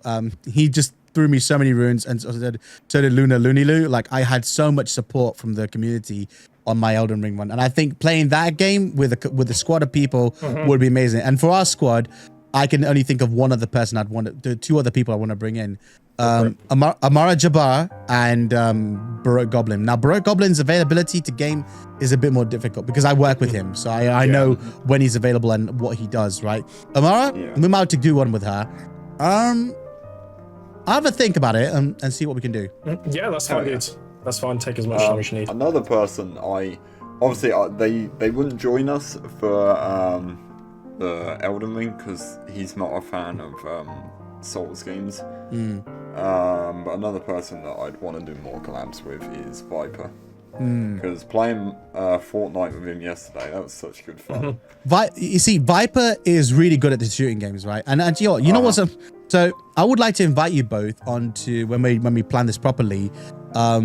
Is gonna be it's gonna be Among Us. I'm gonna be hosting another Among Us stream. I want to go back and play Among Us for the right people. Viper was talking about that yesterday. I was like, sign me up, dude. For that. Yeah, sign me up because I might even have to stream it depending on the time. Yeah, I need an excuse to go back to that game. Among Us is so much fun. The amount of content I've got from Among Us is unreal. It's so funny. That and Repo. Repo is a freaking hilarious game. I've seen Repo but never played it. I've seen good things about that. Peak is another one I want to try. What is Peak on? Is that on Steam?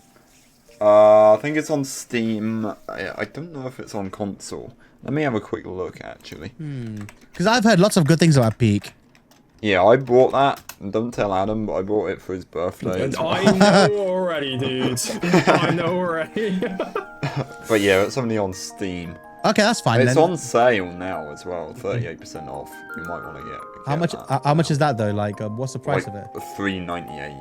Oh, that's an easy win then. I'll pick up Peak. But Oh, yeah, no, you could play that with us when we Yeah, why go not? through that. If it's on Actually sale, good fun. if it's on sale, why the hell not? Really?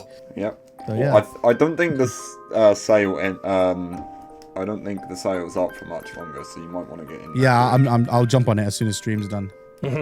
So I'm just going to ask one last question, dude. I mean, this is one you've already answered anyway, because you just said it on my last question. Which upcoming games are you looking forward to? Okay. Obviously, Delta for obvious reasons. Resident Evil Requiem, looking forward to that. Yeah. Grand Theft Auto 6, obviously, when that ever comes out. Ghost of Yote, really looking forward to that. I'm tempted to pick up the PlayStation skins for the PS5 Pro. I'm looking forward to that, picking up those. What else is coming out? Terminator 2D, I think you said. Terminator 2D, yeah, that's another one. That's going to be good. Metroid on the Switch 2. Metroid on the Switch 2. Oh yeah. Yeah, looking forward to that. Is that Prime The only 4? reason I'd get that is for the mouse control. Yeah, I want to be able to play that game. I want to experience that game the way it's supposed to be played. Okay, what else am I looking forward to? Let me think. I need to Google this really quickly. What other games? Because there's so many games that are coming out now. I've kind of lost track. Upcoming games. Here we go. Let's have a look. So, let's have a look. So we got Silent Hill F. Looking forward to that. Really looking forward to that. Ninja Gaiden 4. Fair. Yeah. Ninja Gaiden's a series by Team Ninja. They did Dead or Alive. Yeah. Which Ninja is a fun Gaiden's series. Ninja Gaiden's amazing, mate. It's so damn good. Honestly, I'm looking forward to those, but Grand Theft Auto 6 and Metal Gear Solid Delta are the two big hitters for me. Grand Theft Auto 6 because it's the first Grand Theft Auto game we're getting in what will be now 12 years. It's been 12 years, and I still remember going to the midnight launch of Grand Theft Auto 5 and buying the special edition and then installing it on my PS3, and I had the best time with it. I love Grand Theft Auto 5. I don't care that the story is kind of naff, but I love the game. Oh, I think like it. Story's great for me. I liked it.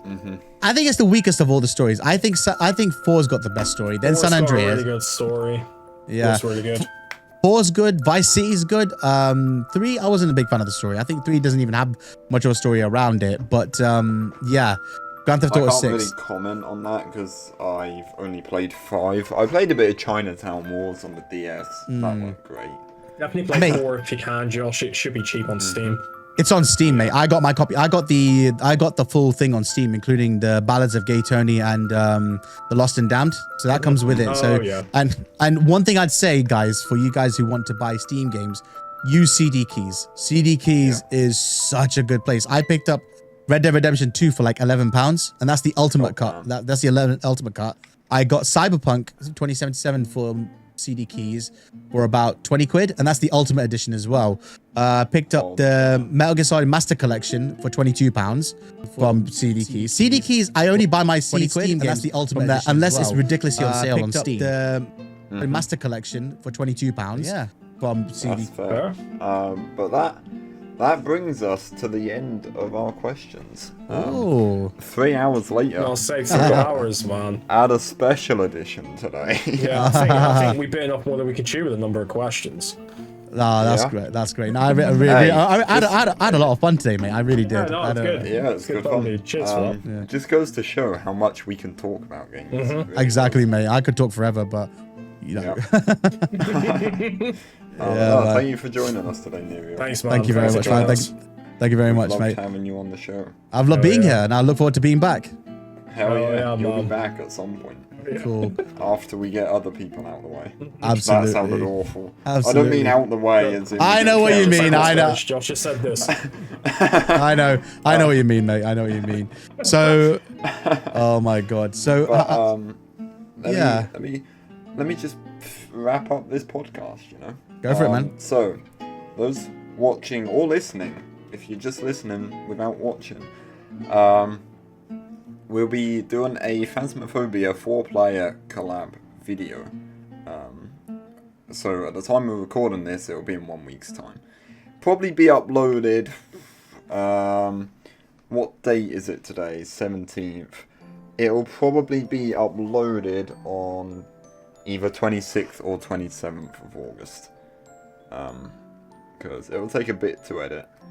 But if you want to see some juicy gameplay content, either check out my streams, Adom streams, or Nerio streams, or check out our YouTubes as well. Links to all that stuff in the description below. But yeah, thank you all for tuning in. That's been a pleasure, dude. Absolute pleasure, mate. Spend 3 hours.